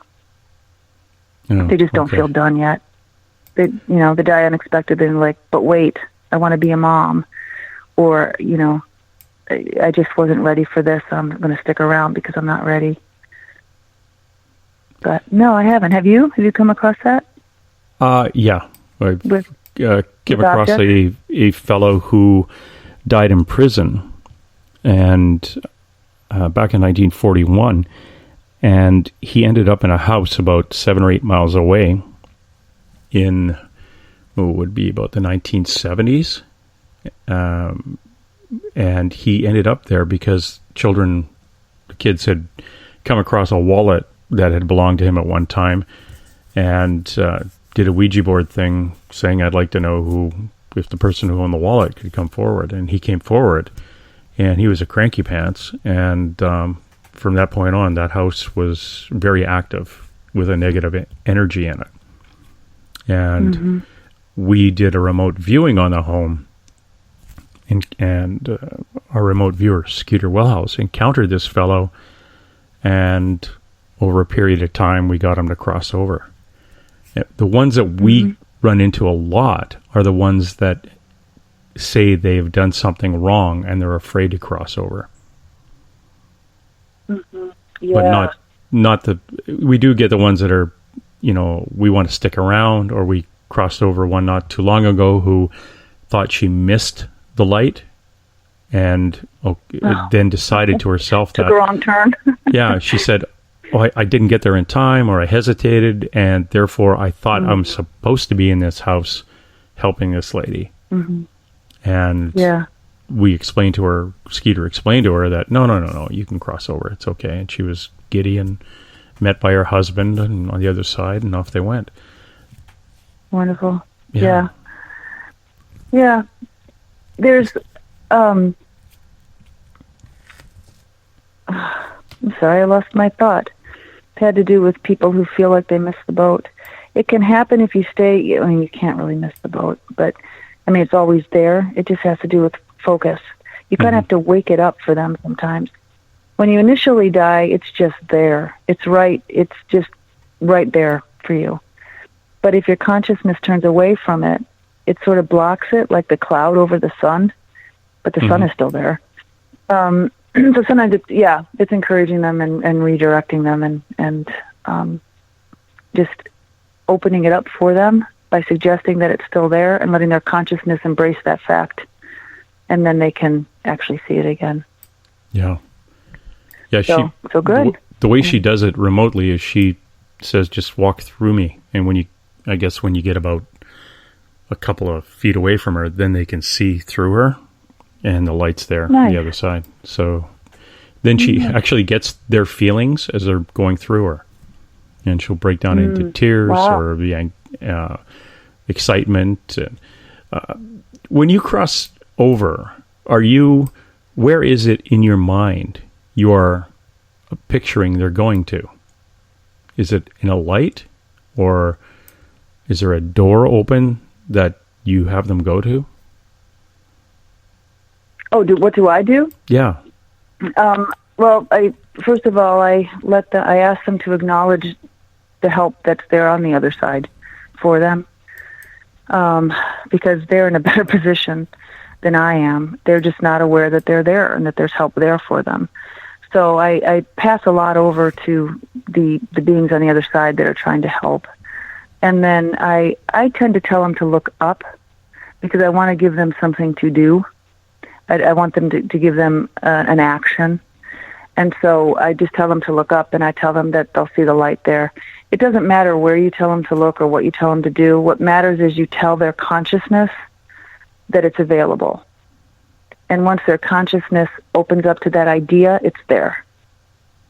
And that's when they can move forward. They just need to. It's almost like waking up a part of their consciousness. Oh, interesting. And yeah. Do you have? Yeah, it's more. Go ahead. It's not so much. It's not so much of us saying, okay, you move forward, look to your left, take a couple steps to the right. This sort of a situation. Now there's a tunnel, walk through. It's telling them to essentially open up to it, and then they merge with it. They're one with it. Okay. So it's you're helping their consciousness, and then they merge. It's more that sort of a thing. than actually going somewhere or traveling somewhere. It just doesn't work that way over there. One of the physical world. One of the questions from our chat room is: have you ever had experience with extraterrestrials or interdimensional beings? Yes, I have. And yes, I have. Who were they? I think they were greys and another species. I've looked into it very tentatively. I pace myself with it. I'm actually an abductee. I guess they call us experiencers now. And after that event, I tell you, my psychic abilities exploded for about 2 years. And then they kind of leveled off a little bit. But yeah, I was taken on a ship with a friend of mine in 1979. And it's just a fascinating story, of course. I don't remember, I had to go through hypnosis, which was a big decision, whether I wanted to go through hypnosis and learn what happened in those 2 hours. But briefly, what had happened is I'm on my way to an event. This is in Olympia, Washington. And I was expecting to arrive at 9 o'clock. I'm walking with a friend of mine, and I feel like I'm being watched. I look over my shoulder, and there's a ship hovering over a tree without making a sound. And that's what really blew my mind. I said, how could something that large, and it was only probably about a block away from me in distance, equivalent of about a block. How could something that large not make a sound? The next thing I knew, it sort of jettisoned off to the right and then just completely disappeared from the sky, into the sky. And my second thought was, how could something like that just disappear? And I remember searching the sky. And I didn't see it. And I said to my friend, what was that? And he said, I don't know. So we ended up going to this party, and it was 2.5 hours later. And it took me a while to really understand what was going on. And I never talked about it, even with my friend. And I remember saying to him, I said, it's 11:15. And he shook his head, and my impression was, yeah, he realized something wasn't right also. But we never talked about it. Fast forward to about 15 years later, I'm listening to Coast to Coast, which is really interesting because I never had heard of Coast to Coast before. Are you familiar with that radio program out in Canada? Yeah, and it's the guy who looks like Groucho Marx. Oh, is that right? Anyway, go ahead. Yeah. So they're talking about lost time. And I thought, oh, yeah, I experienced that once. I wonder what that was. And I was thinking they were talking about something neurological, And then they started talking about UFOs in lost time. And I thought, oh, yeah, and I saw that UFO. And then I was like, oh, my God. That's when I realized that I was abducted, that was something, the UFO was the same day I lost time. And then I put that away for many, many years, and I really tried to decide whether I wanted to explore it, whether I wanted to get hypnotized and, see what kind of revealed itself. And I did choose to do that in about 2008. And it's a pretty classic story of being picked up, being stripped, being laid on a table. I didn't know it was classic at the time because I really didn't know anything about it. And also not talking about it is also very common. They have the entities or the ETs, it's like they anesthetize you. And one of the things that I believed that they did was allow me to have enough memory of what had happened to explore it if I wanted to, but I could have just as easily let it go. Kind of like that divine flame period where we're waking up or going to sleep. It's like we can kind of remember something, but we don't necessarily remember it enough to be concerned about it or to look into it. So I thought that was gracious.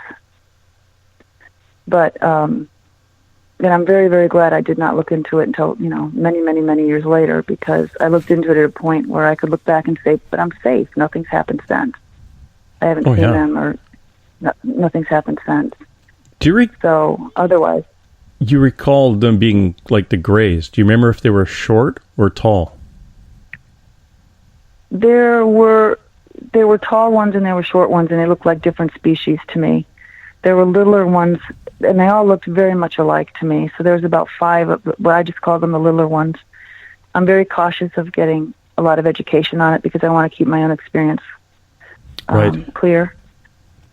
And then there were 2 big ones, and the 2 big ones seemed to be in control of. It seemed like the littler ones were workers or something. It was like clockwork. And interesting. I just remember that one of the big ones leaned over and looked in my eyes and absolutely calmed me down. Absolutely calmed me down. I felt incredibly peaceful just by looking at me. You know, again, but it is they're so sophisticated, and it's easy to anthropomorphize them. The reality is I have no idea if what I even remember is accurate.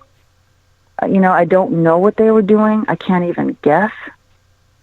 I believe that what they do, or at least in the 70s and 80s when they were talking more about abductions, is harvesting and planting seeds. Yeah. That's what I've come to believe that they do as a mission. Yeah. And then, of course, at the ranch that I know you and I have spoken about, it's called the Isetti Ranch in Trout Lake, Washington. I could only call them UFOs every night that fly over. And the reason that I know they're not satellites is that, although they look like satellites, is that they change speed and direction, and they do something that's called power up. It's called power up. They will, you can have these laser beams and you flash at them and they will respond. They will fire. It looks like a huge fireball comes out from the bottom and grows to about 7 times the size of the ship, of the little blue ship, that disk that's moving through the sky.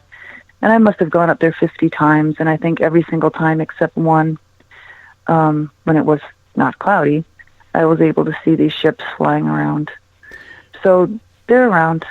Yeah, that's one of the things I wanted to do. Actually, this weekend there is I think there's a should I call it an event out there, a workshop out conference, yeah, and then there's one at the end of June, July. So that's the one I think I might hit you up on. Come down and visit. Yeah, I want to talk. You've got to see it. Yeah, I want to talk a little bit more about this, but we do have to take that 7-minute stretch again, and I want to thank everybody for hanging tough. And I did see your questions in there about Eric, about is there a limit to what those have crossed over can talk about, and we'll let Breannan think about that, and we'll be back with more from Breannan S Bryan coming up after the 7-minute stretch.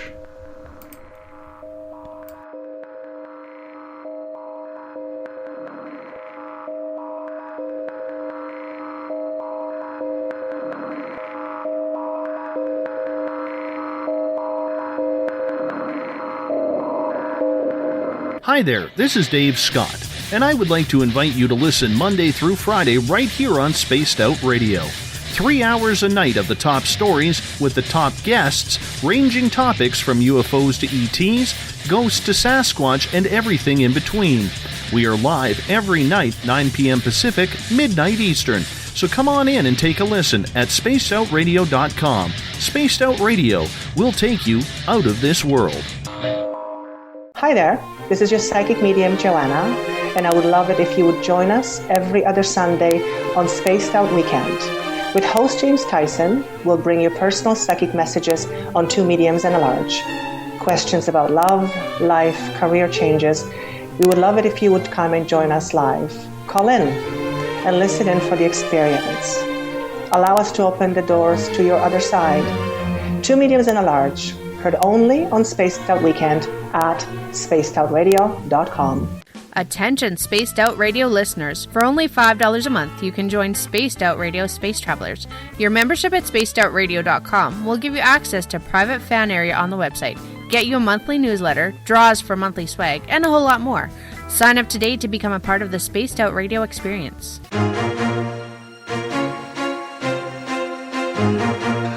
From coast to coast to coast, Blacklight Uncharted is taking on the paranormal across Canada. From ghostly hauntings to the UFOs flying above in conjunction with MUFON Canada, we're closely investigating what's going on in the northern skies and checking out the apparitions that walk among us. Check out our videos right here at spacedoutradio.com. We want to know your thoughts, we want to hear your experiences, and we want you to share your stories. The answers are out there, and we intend to find them. This is Eric Markham, news editor for the Spaced Out Radio's The Encounter Online. We have put together a great team of writers and journalists from all over the world to bring you top-quality paranormal stories. From alien encounters to the latest conspiracies, you won't find any of that fake news here.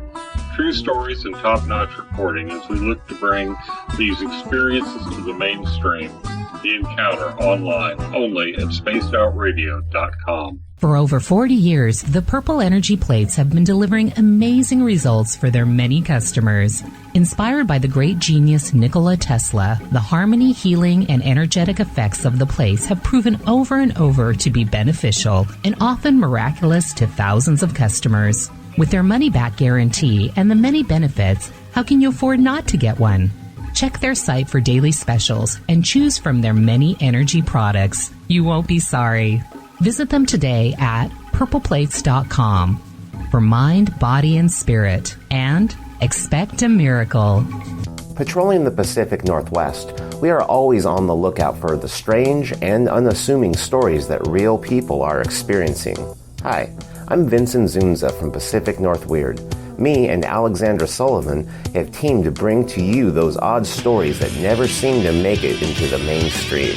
Stories so weird that will leave you scratching your head wondering, is this real? It's as real as it gets with Pacific North Weird. You can watch our videos right here at spacedoutradio.com. Find yourself constantly looking up in the sky, looking for answers? Have you had extraterrestrial contact? Are you an abductee? Looking for answers to your experiences? Hi there, I'm R. Keith Andrews, Spaced Out Radio's resident ET expert. Join me live the first Friday of every month where I take questions from the Spaced Out Radio chat room and help you understand those from the far-off world. It's 2 hours of knowledge every experiencer should listen to. Hope to see you there. Have you had an experience you can't explain? Had a run-in with ghosts, maybe Bigfoot, or seen lights in the sky? Hi, I'm Mike Schmidt from the SOR Sightlines. I'm here to investigate your sighting. Head to spacedoutradio.com and fill out a report on the Sightlines. All your information is 100% confidential, and I will help you figure out what you've been seeing. File your report, and let's find out the answers together.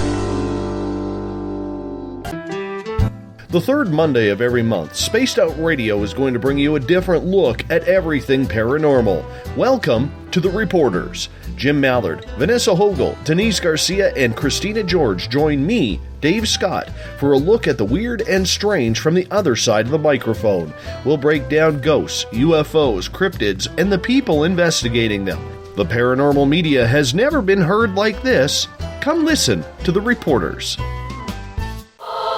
Hey everybody, this is Patrick Webster Small, and I'm here to bring you the Webster Phenomena every Saturday night, live at 8 p.m. Pacific, 11 p.m. Eastern.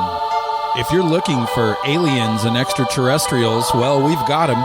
Big and tall, short and small, you're bound to find what you're looking for, so join me on the Webster Phenomena right here on Spaced Out Radio. Hi there, this is Jolene with Rivulet Reiki and Readings, and I want you to relax. Let me help you chill out and get in touch with your body, mind, and soul. In this busy world, sometimes we need to let go, and this is where I can help. Visit my website, rivuletrndr.wix.com/rivuletrndr, or my Facebook page, Rivulet R&R, to set up an appointment for relaxation, Reiki, or readings, no matter where you are. It's time for you to make time for you. You hear footsteps in the empty room above you. A rocking chair begins rocking by itself. Don't be afraid of the things that go bump in the night. Reach for Spirit's story box. the iPhone app the Huffington Post UK called the only ghost hunting app you will ever need. Spirit Storybox. The spirits are telling their stories. Are you listening? Tonight's edition of Spaced Out Weekend is brought to you by spacedoutradio.com, where you can now sign up to become a Space Traveler member. Now, for the final time tonight, here's Spaced Out Weekend's James Tyson. Welcome back, everybody, to Spaced Out Weekend. Thank you, Dave Scott. Dave Scott lives in a very haunted house, and I'm not going back there. It was scaring the heck out of me last weekend because the lights would go off and go on and go off and go on, and all these noises were happening, and psychics were telling me they were aliens. And then I found out his wife came down and said, "Oh, sorry, the light switch is on the motion detector." Just like, what? Really? You're going to do that while I'm doing a paranormal radio show, for gosh sakes? Hey, why don't you guys come follow me on my new website? Yes, I have a new website. It's JamesTysonParanormal.com. That's right, just JamesTysonParanormal.com. It's not that exciting, really. It just talks about me and that I'm available to come and talk at your Paracon, your, bar mitzvah, whatever you got going. We draw the line at bat mitzvahs because I really got in trouble last time. And I'm just really tall, and the little girls didn't like that. I am available, though, for birthdays. No, I'm kidding. But if you need a speaker, that is my website, JamesTysonParanormal.com. And I think page 2 of that website is actually SpaceOutRadio.com. And you can come listen to us on my website or SpaceOutRadio.com. You can follow me on Twitter at SpacedOutWeekend. You can give our Facebook page a like at Spaced Out Radio Show. Drop by me on Instagram, James Tyson, SOR. Please subscribe to our YouTube channel, Space Out Radio Show. You can find us there on TuneIn and iTunes. And please, I would ask you humbly, go to our website, spacedoutradio.com, and if you go to patreon.com, on the link there, we have some cool offers for you, our listeners, there as well as there. We have cool t-shirts now. Well, they weren't that cool. It was really hot when I was wearing mine. And they're white, and you can tell because I have curry on one side of it and chocolate on the other side. And that's what I do with a white t-shirt in the first 15 or 20 minutes of wearing it, which is funny because curry and chocolate really didn't go that well together. We are now back with, we want to welcome Breannan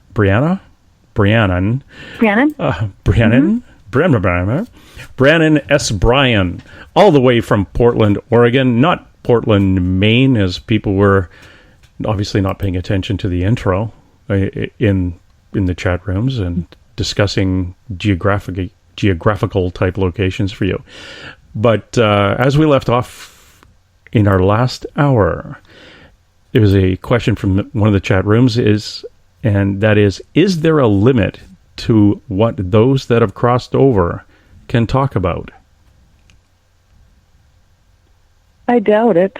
Yeah, I was going to say, I know the answer to this. I doubt it. I know the answer to this.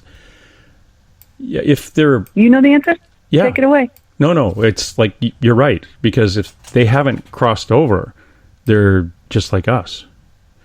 But if they cross over and come back, there is a limit. Like you say, does God have a belly button? No, I can't talk about that. It's, there are things they're not going to discuss. And I think that's one of the things when they go basically to the blue room or whatever you'd like to call that little thing on the other side where you kind of go to heaven school or the other side school. Right. Yeah. And, they get the rules. Yeah, I think yes. I think they could, but I think that there's various rules that they joyfully will follow. It's based on respect. It's based on spiritual law. And I don't think it's like having a burden of having a rule. I think it's done out of love and respect. So they could, but they don't. I think that's the best answer. Yeah, they have it, but they don't share it. They have the information. It's not always helpful. Yeah, but the ones that haven't crossed over don't have any of that information, and they will swear and scream and be real jackasses sometimes. Speaking of, I had one call me the B word on an EVP. I had it on tape. Really? He was not really digging me. yeah. I had him call me that, and had another EVPs on him as well. He was a tough one. I had the F-bomb a few times and get the F out. In fact, it's one of our websites, the Canadian Paranormal Society website. You go to the evidence vault, and the audio's in there. And I got the audio off my video camera, which I didn't think was on. I'm just kind of walking around with it, looking, going to pick up stuff before we leave. And there it was. I hear, "Get out. Get the fuck out." Oh, nice. And I was like, really? It's like, okay, you little weasel. Nice. Yeah, he was a real jackass. Yeah. And that was before. That's when I was associated to a TAPS group, which is, okay, we don't make a decision that it's a ghost. We allegedly give the evidence to the, I don't think we ever did. The head guy who ran this group kept it all for himself, and never crossed anything over, never offered, which was, I always found that too, because we don't charge for this. And I'd hate to say, I found 3 ghosts and I know a guy for $500 who will come and get them out. Well, how do they know? I know somebody, and how do they know it's really a ghost? So I just let them, I say, this is the evidence, listen to it, make your own decision, and go off on your own and find somebody who can clear it. And I know this Breannan, who lives in Portland, who could come up and do it. No, I wouldn't even do that. But those are the ones that are awfully cranky. Have you ever run into what people call a poltergeist? I have a different idea of what I think people have different ideas of what that means. Poltergeists, from what I understand, are just super noisy, powerful ghosts. Although some people think that it's something other than ghosts. I've never come across anything other than ghosts that I'm aware of, but I've certainly had very noisy ghosts that I've dealt with. In fact, the last one that I cleared was a gentleman named Jim, who was in the home of a police officer. And this police officer, like many of my clients, he was a medium. He kept thinking that he was haunted. And I'm like, no, you're a medium, and they are around you, and they will continue to be around you. So, you might want to get a handle on this. And he was a friend of this police officer, and he was very upset about dying and having a bad reputation at his death. He was a terrible alcoholic. He was just a terrible drunk, and his family hated him. He got divorced. His kids didn't talk to him. He died of a heart attack. But the police officer respected him and liked him and knew his family. So he was making all kinds of noise because he wanted his reputation changed. And so he was slamming doors and setting off alarms and, just scaring the residents there quite a bit. Wow. So, they can be very noisy, but... I found those ones are just looking for attention, like, look, I'm here. Gosh darn it. Pay attention to me. Yeah. And I'm dealing with one right now we did a remote viewing on and trying to, we cleared the place out. But it's the kid who's in the house, who's alive, who's causing his dad's bed to shake from 3 a.m. till 6. Because the kid is a medium, but he is completely out of control. He, instead of having your basic little light coming out of his head, it's a Roman candle, and he's a 4-year-old with a machine gun. He died at birth. Wow. Special needs, cerebral palsy. Just very, very confused at the energy. Manifests things completely out of control. And there are spirits of people who pass away in hospitals in the neighborhood who actually come to his house because there's that much light coming from the house. And we cleared 3 dozen out of there, other than 3 or 4 at the back of the house that were still fighting a battle back in the 1600s. It's a town just north of Detroit, across the river. Wow. It's just crazy. But we crossed French soldiers, First Nations soldiers, Indians, the Revolutionary War people, the kid from the hospital from 6 months ago with the teddy bear, some lady who passed in her 80s about 5 years ago, who took us on tour of what everybody else was there, and Skeeter, who was a psychic who did it. She said it was like a lineup for lifeboats off the Titanic. It just went back as far as you could see. And within 72 hours, this guy's house started picking up spirits again, just because he's who he is. And that's the hardest one I've ever had to deal with so far.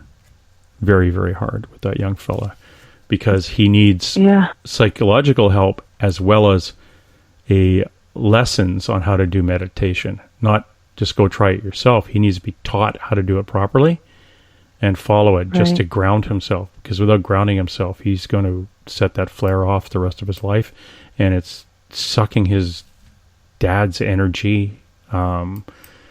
He's constantly burnt out, the kid himself, because of what he's trying to manifest. It's just a horrible, horrible thing.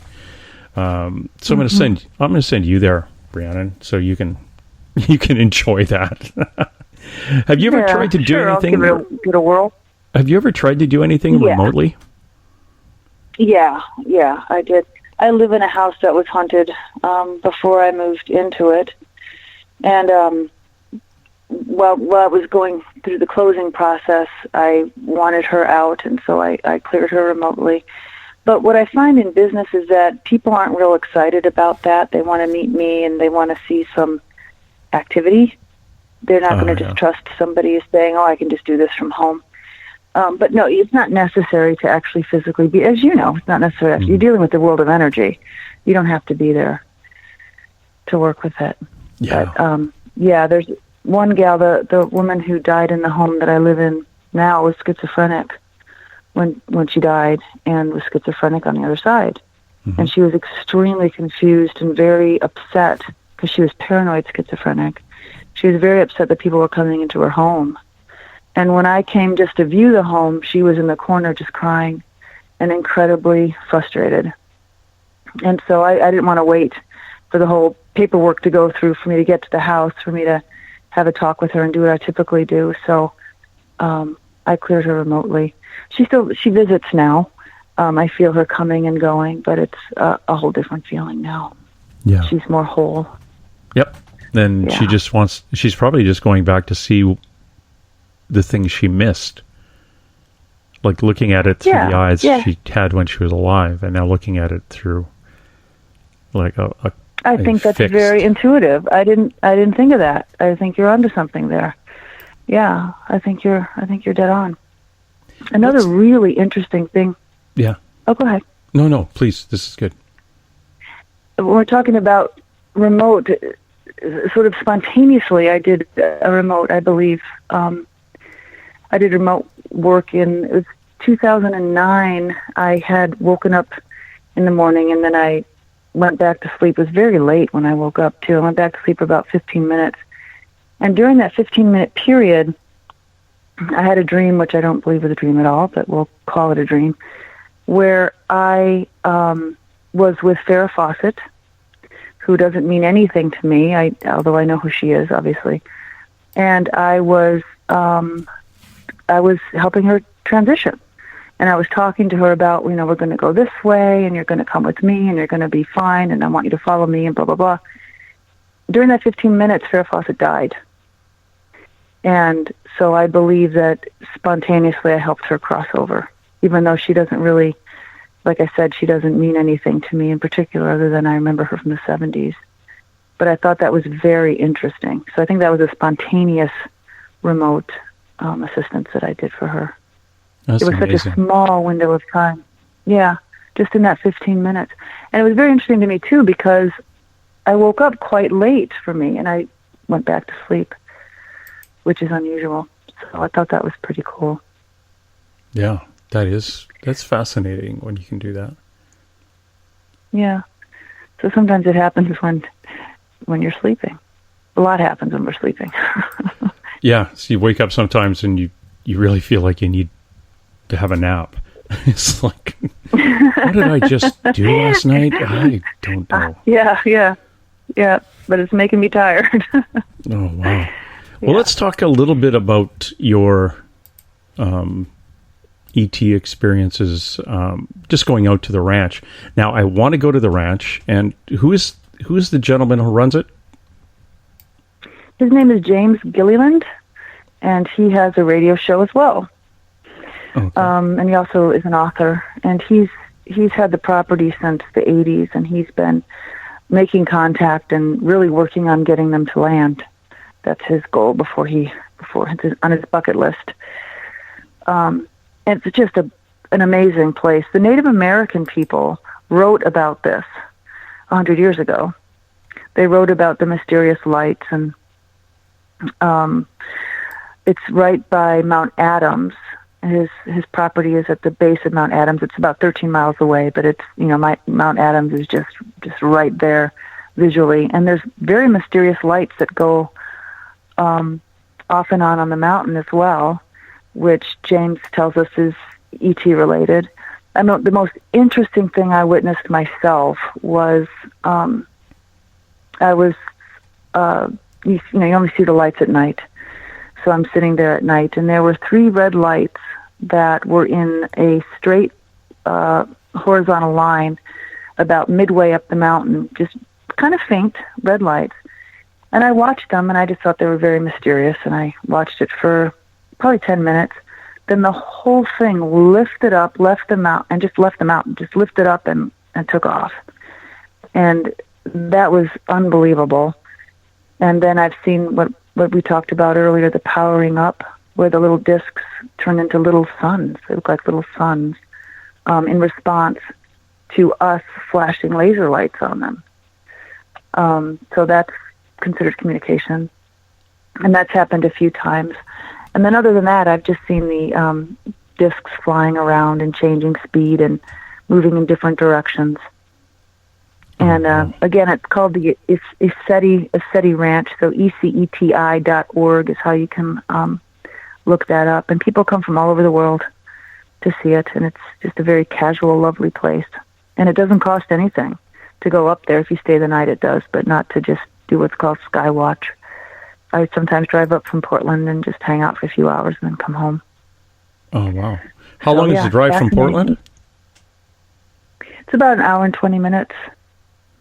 Oh, beautiful drive. Yeah. Beautiful drive. Yeah.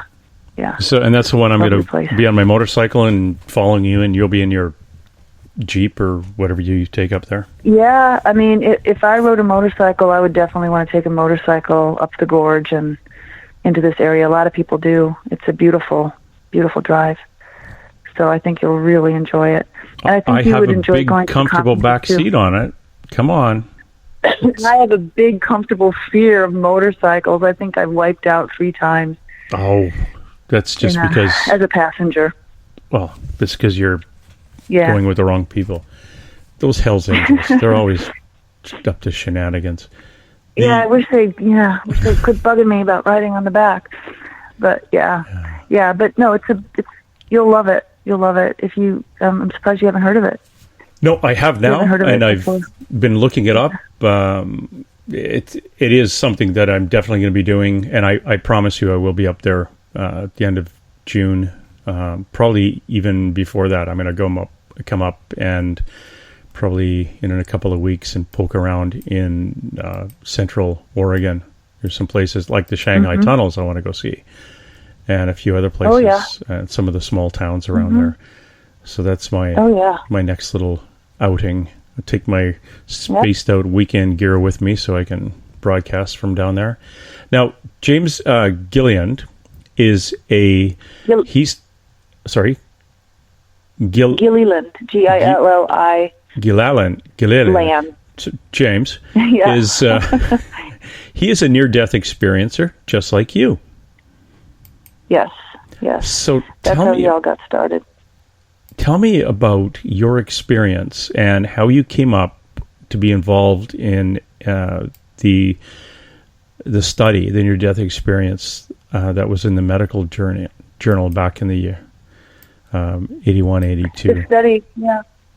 It was basically a school project, and there were 3 of us, and the timing was just really good. It was 1981 or 82, and there was already some research out. Dr. Kenneth Ring and Raymond Moody had published on this, and so we were just expanding on that idea. And when we advertised for people who had been clinically deceased, we got a lot of people interested in telling their story, and in total, there was about 125 people that were interviewed. And, so I had this collection of amazing stories from people. And it helped teach me a lot about, how ghosts happen, just by listening to their stories and sort of piecing things together in ways that make sense.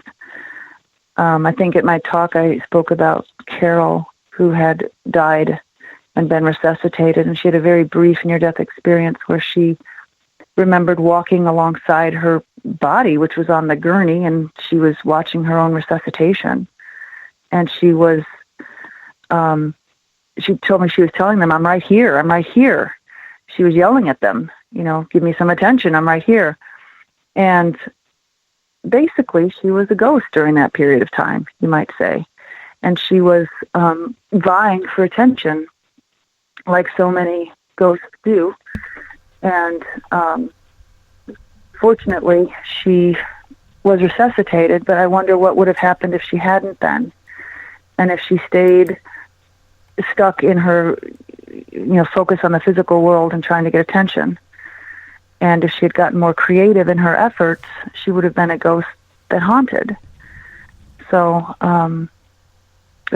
she was very interesting to talk to that way. Most of the people that I spoke with didn't stick around in that stage of the transition.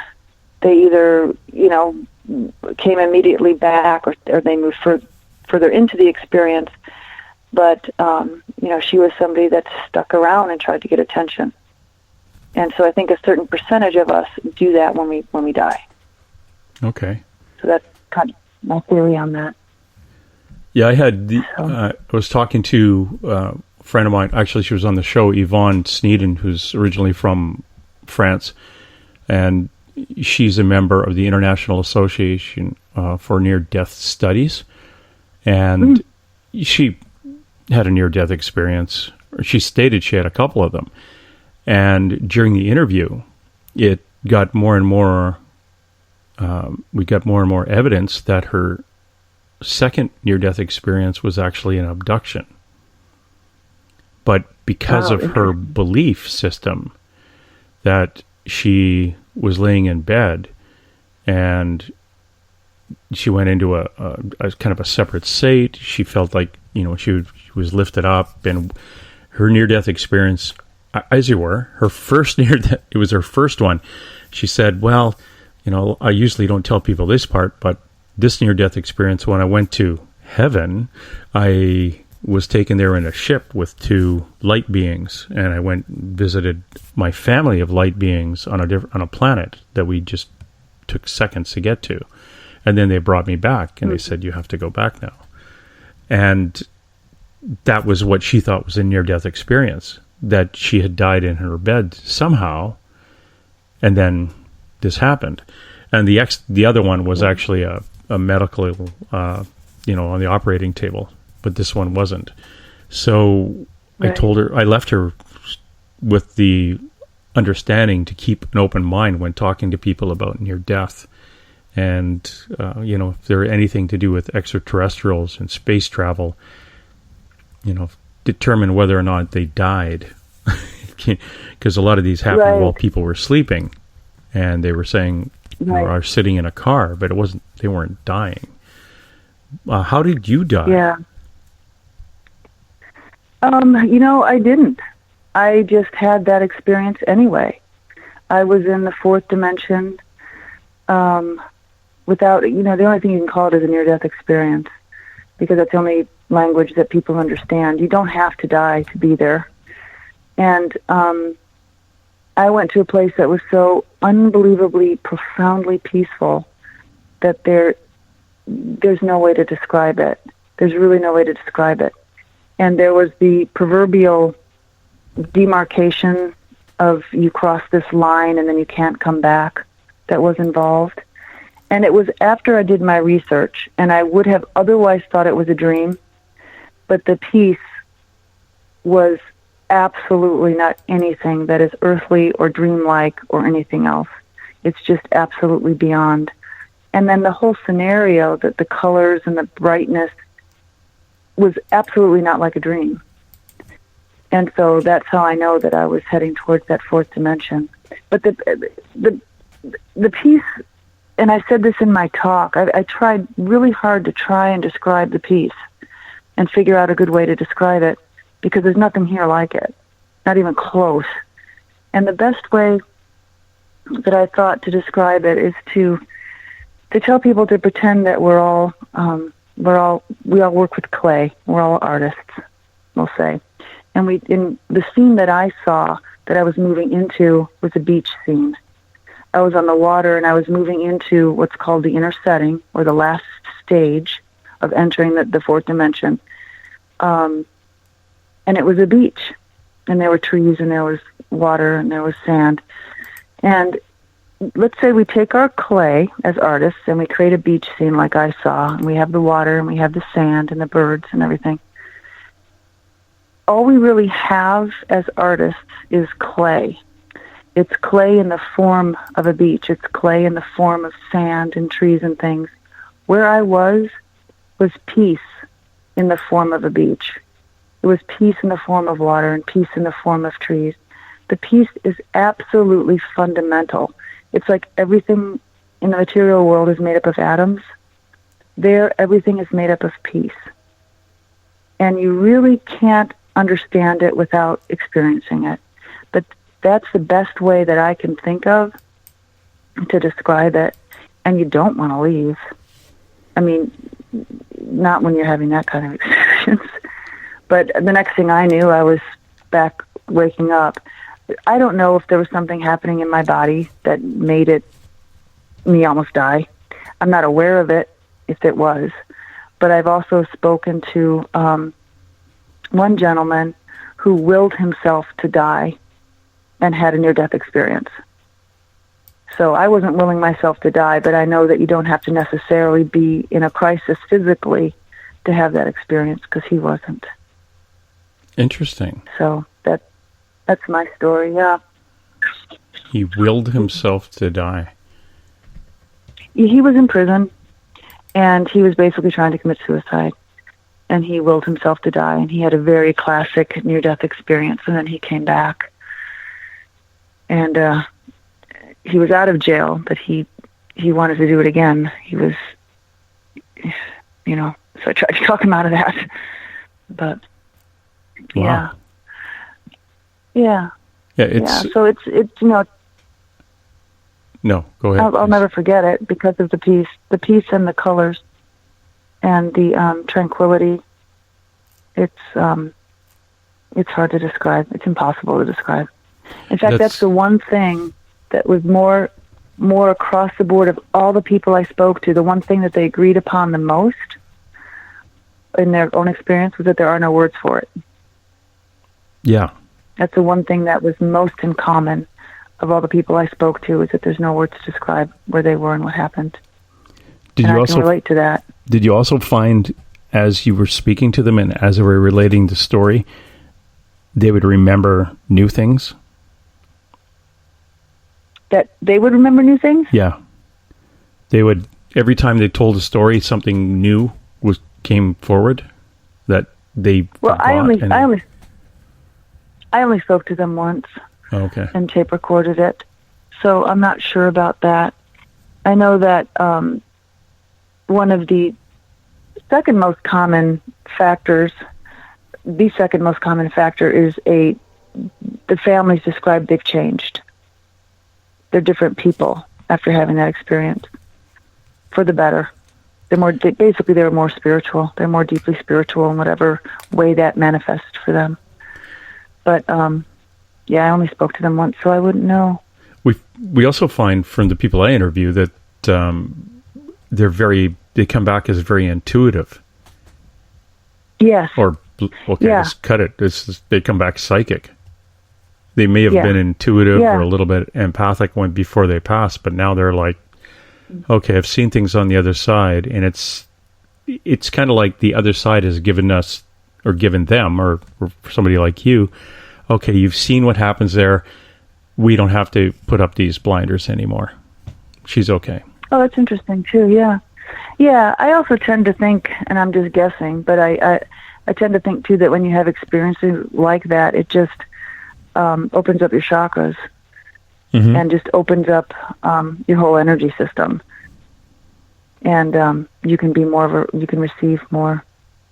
It also opens up your consciousness. Yes. Yeah. I think your consciousness expands.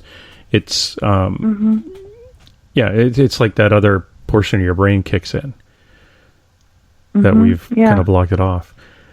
Have you ever or have you had the that Kundalini awakening thing?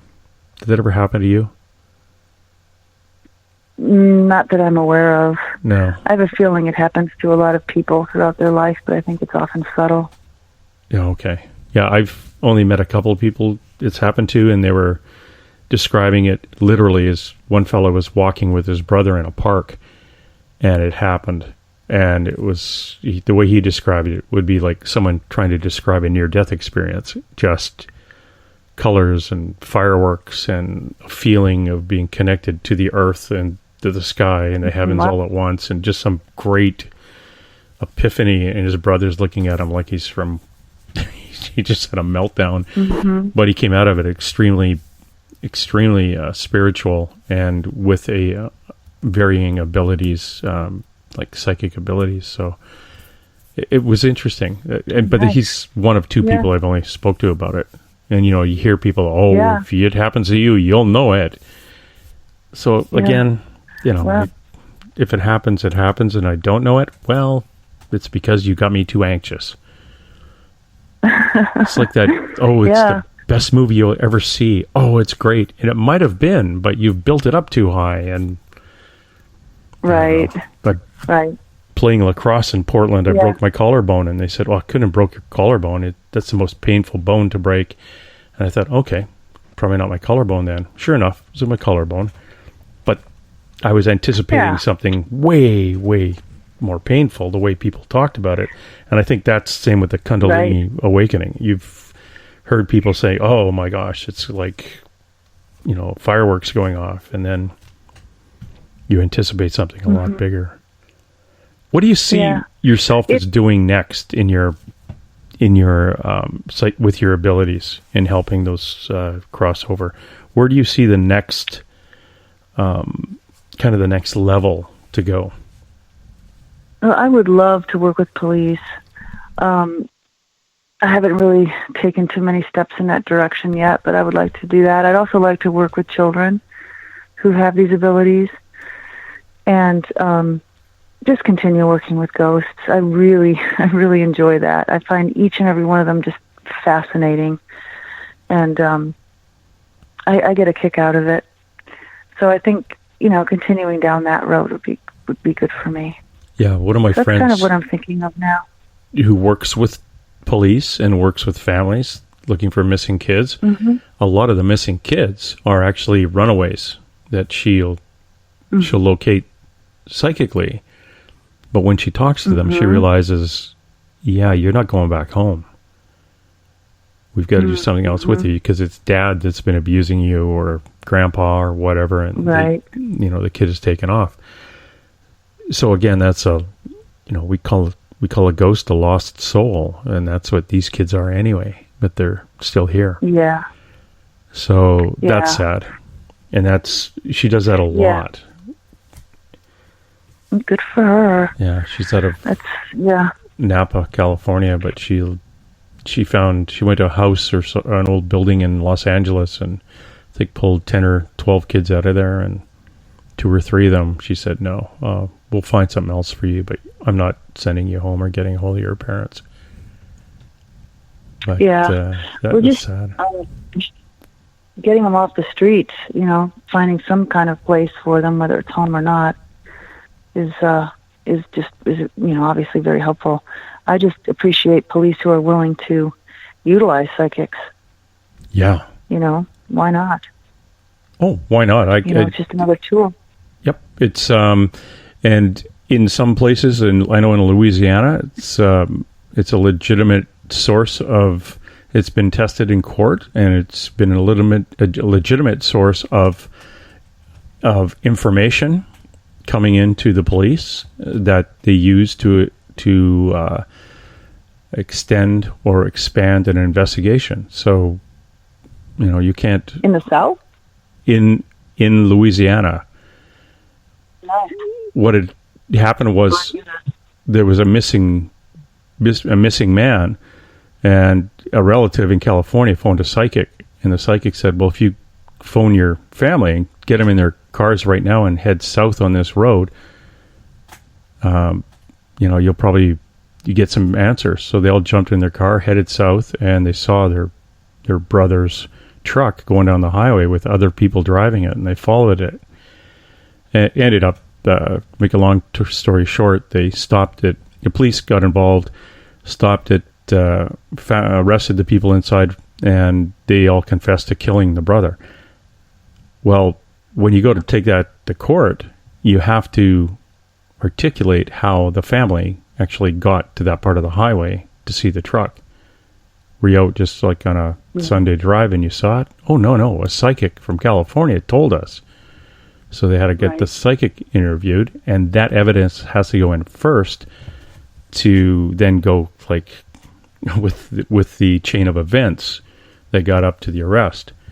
And so it was allowed in court. So that was the first time it had come in. But again, and it was never the information wasn't challenged in court. It was accepted as evidence, which is two different things. Yeah, that's really amazing. Yeah, it's a very cool considering that they could have, they're not burning us anymore. That's the good news. No, it's like, that's right. Sorry. You're a witch. Yeah. Yes. So we've come a long way. That's amazing, especially to hear that it's happening in the South. Yeah, Louisiana. Yeah, well, mind you, it's full of ghosts down there, so why not? Who knows if the judge was living or not? Yeah. The police officer I worked with here, I cleared a ghost from his home, his most recent ghost that I've cleared. I had a heart-to-heart with him and said, look, I'm not going to, advertise that I had any contact with you because, as a police officer, I figured he'd probably appreciate that. I didn't want to jeopardize his job or anything. And we're pretty, the West Coast is pretty liberal, but you still have to be kind of careful. So that's really good news that they're, allowing this in. People used to just get arrested if they knew too much, and actually they were just psychics. That's, another friend of mine had that. Somebody in Texas said, if you ever come down here, I'm going to arrest you. Why? Because you knew where the car went into the gully, and the only person who would know it went there would have something to do with it. And she said, okay then. Right. But she, which is odd because her CV included working with the FBI and the federal government on remote viewing. So this sheriff in some small town Texas said that, I'm Christian, so psychics, there are no such thing as psychics unless you're communicating with the devil, and you obviously know something's wrong with this. You must have been involved. Yeah, okay, buddy. Yeah. I'm not going to Texas. Yeah. It'll be a great day when it's, just broadly accepted and utilized as a tool. That'll be that can only enhance our abilities and our existence. And, there was a day when that was the case. Mm-hmm. And it just got overturned by religious institutions. Yes. So it's it's going to be a good day if that comes back. I met a lady in Vancouver, British Columbia here, and she comes from a long line of Jesuit priests, all of them psychic, all of them, they're gypsies. They're basically from a gypsy background, but for 100 or so years, they've cleared spirits out of Vatican City. So wow, it's one of those things where, again, you don't say it out loud because no, there's no such thing as ghosts. They're probably all demons. We'll send these guys in, and they go in and clean. She is so switched on. She basically has very little electronic equipment. She has turned it off and sells shoes. She doesn't want to, like, custom-made boots. I think mine were $700, but this is what she does because she doesn't want to delve into that because people thought she was crazy. Right. And she doesn't want to come out you're and very say, vulnerable. Yeah, and when she does do stuff for me, she says, never use my name. Because she doesn't want to be bothered by people again. Her family does it in Italy and have been doing it for hundreds of years, and she has moved to Canada and is quietly living here. Did it for a while, but it was, people were coming out of the woodwork after her, calling her all sorts of names. And she's got one heck of a pedigree when it comes to paranormal investigations and, seeing what you see, seeing spirits. Yeah. Which it's really kind of another form of... Go ahead. Oh, I said, which I think is kind of creepy, but no, sorry, go ahead. Yeah. I was just going to say, it's really just, it's kind of another form of hate. It's another sort of hate group, it can be. Being a psychic. Yeah, it is. Look at some of the top psychics in the world. I shouldn't say in the world, but in the United States, it's one of those things that you don't want to say outside. If you become famous, maybe you get a TV show, and the next thing you know, you've got skeptics writing that you're being criminally investigated. It's just horrible things based on nothing. It's, sometimes I think we're taking 2 steps forward and 1 step back if we let these skeptics get involved. If you are somebody who's an ET experiencer and you were to write a book, this book went public and maybe you had a television show, skeptics will come out of the woodwork because we are a society of pulling somebody else down. When somebody's on a pedestal and people are looking at them saying, that's kind of cool, we have to empower ourselves by pulling that person down. And I think, and if we talk about extraterrestrials, I'm sure there's some ETs out there that really don't want, well, I know there are, that don't want some information coming up because it's one of the things that happened to our psychic who had an ET encounter coming back from a course in California when next thing you know, she's looking out her sunroof and she's got a UFO over top of her, and then she's got some guy sitting in the car next door, some big lizard, and all she's getting is, we don't want you talking about this. And we were talking about the shift and things to come, doing a little bit of prophecy on, again, getting our poop together globally, and if we don't, these are the things that could possibly happen. Because, of course, we have free will, but if we all get together and focus on fixing some of these things, we can avoid it. But this big lizard head didn't want that happening. So, same thing with psychics. You talk to the dead, well, obviously you're a witch, or it's not the dead you're talking to. You're not talking to my grandmother. You are talking to Satan because he's a trickster. Well, really? So Satan is tricking me into thinking he's my mom who's saying nothing but nice things about me. Good enough for me? And thank you, Satan. Right. Who's helping me out and who comforts me and who I'm happy to have around. Yeah. Yeah. Yeah, and I mean, I don't mind if people don't believe me when I tell them what I do. I think that diversity of thought largely is stimulating, but don't tell me what's possible. Don't tell me that you know what is and isn't possible, because that's just way too limiting. The universe is incredibly complex, and so I don't listen to that. But I if people don't believe what I have to say, I don't talk to them because I don't think they're interested. I have some good friends who don't believe in ghosts, and so I just, I'll talk to them. I'll mention that I'm on this talk show and with you and things, but the conversation won't go any further than that. Mm-hmm. But we still maintain a friendship. But they don't tell me, no, that's not possible. That's something else that you're experiencing. I know my experience. I define it. Yes, so, it's having somebody else define it for you that it keeps us kind of swimming.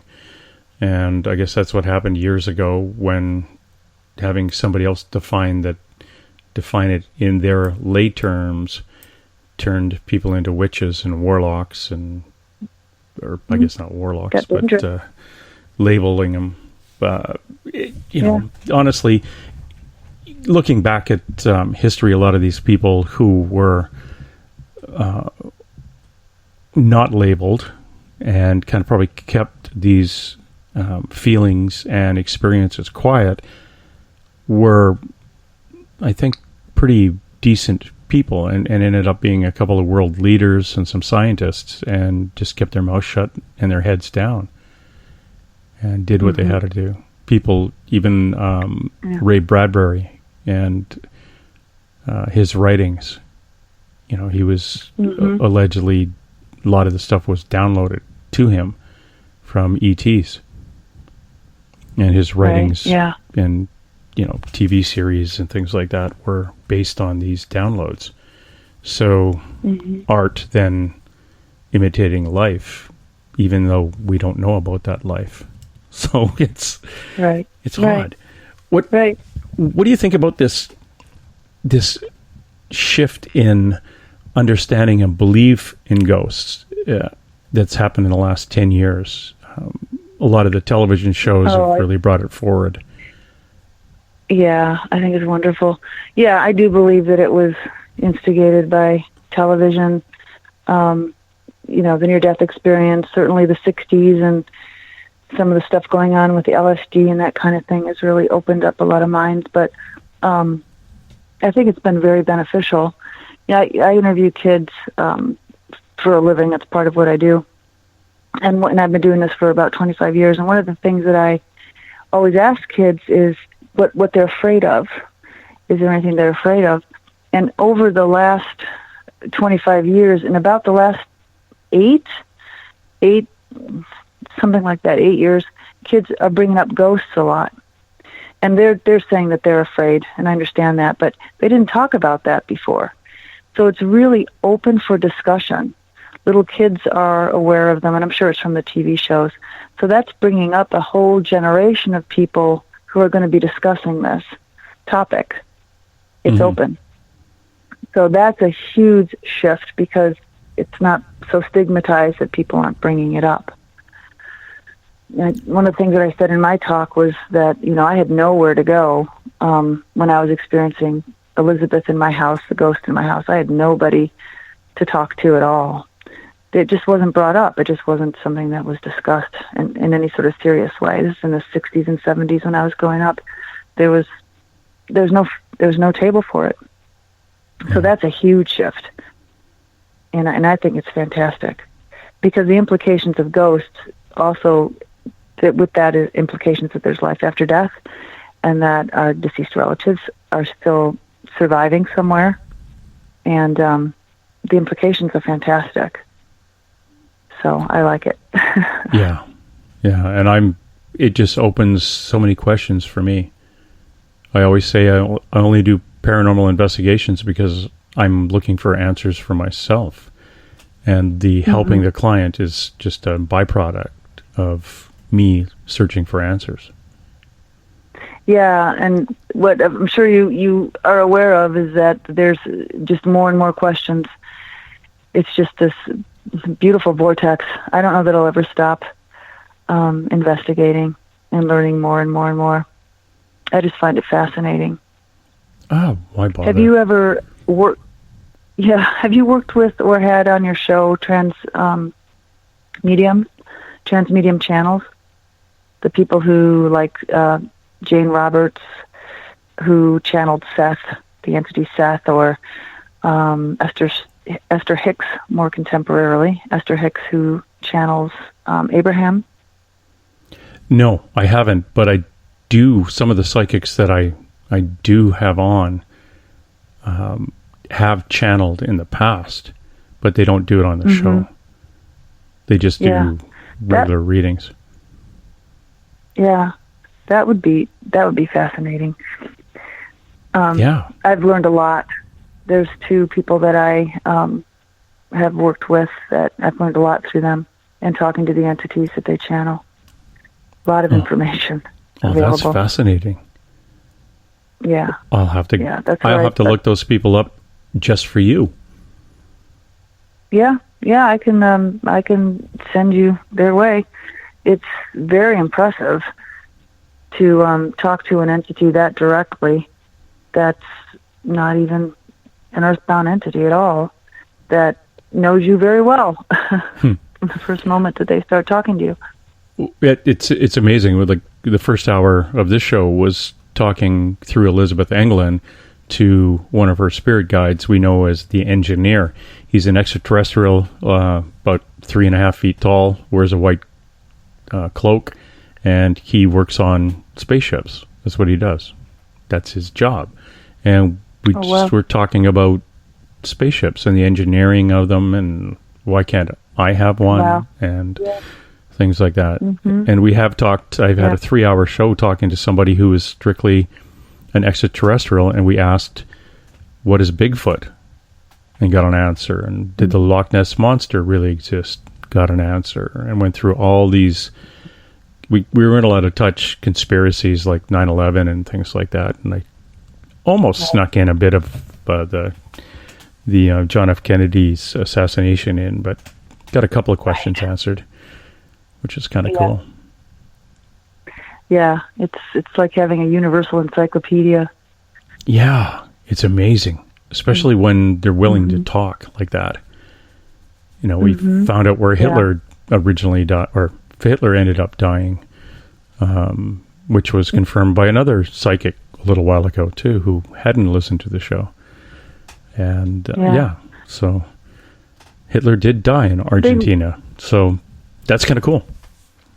And I believe, you know, when a psychic comes on and completely describes my relative and their house and everything about this person, and everything I know in the depth of my heart is true, that this psychic no way could find out. When they also tell me that, oh, by the way, Hitler died in Argentina in like 1976, why can't I believe him for that? You know, it's like they're not going to make up stuff on top of all the real stuff.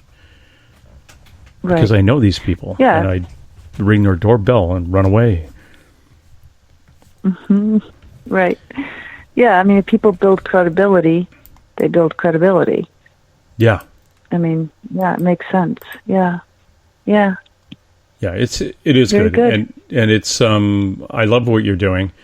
And I think you know, the remote viewing and clearing, I think it's the way to go, and to get yourself out there and bounce around the planet and do some. I'd love to do remote viewing. That would be very, very cool. So baby steps. Talk to your guides and ask them to ask my guides if that is something possibly I could do in the future, and I'll make sure I pack for it. If somebody wants to get a hold of you, Breannan, how would they do that? The best way is through my email, which is ascending service at yahoo.com. Ascending Service at yahoo.com. Brilliant. Correct. Yeah, and they can look at my website at ghosts, it's actually plural, ghostsclearing.com. My daytime name is Seth and Bryan. My stage name is Breannan. Gives me a little protection. I have a pretty straight job. Yeah. So good. They'll, I'll put that link up, and I want to thank everybody for coming by, and thank you. Yes. And for everybody listening out there, keep an open mind. That's it. Let's roll. And hey! Let's be careful out there. Far over the snow, what are those voices? They sing as they go. What are those voices? Look up for the mountains.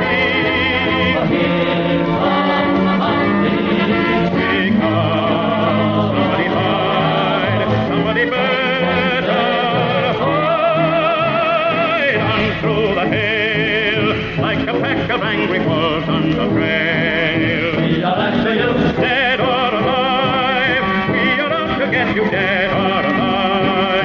And forget your soul. If you're the one, better run away. Son, you are done. Throw your gun away. Here come the Mounties to get the man they're after now. On through the... I'm sorry, Dave. I'm afraid I can't do that. Dave's not here! Okay, man, let's turn and burn. Headline edition, July 8, 1947. The Army Air Forces has announced that a flying disc has been found and is now in the possession of the Army. Army officers say the missile, found sometime last week, has been inspected at Roswell, New Mexico, and sent to Wright Field, Ohio, for further inspection.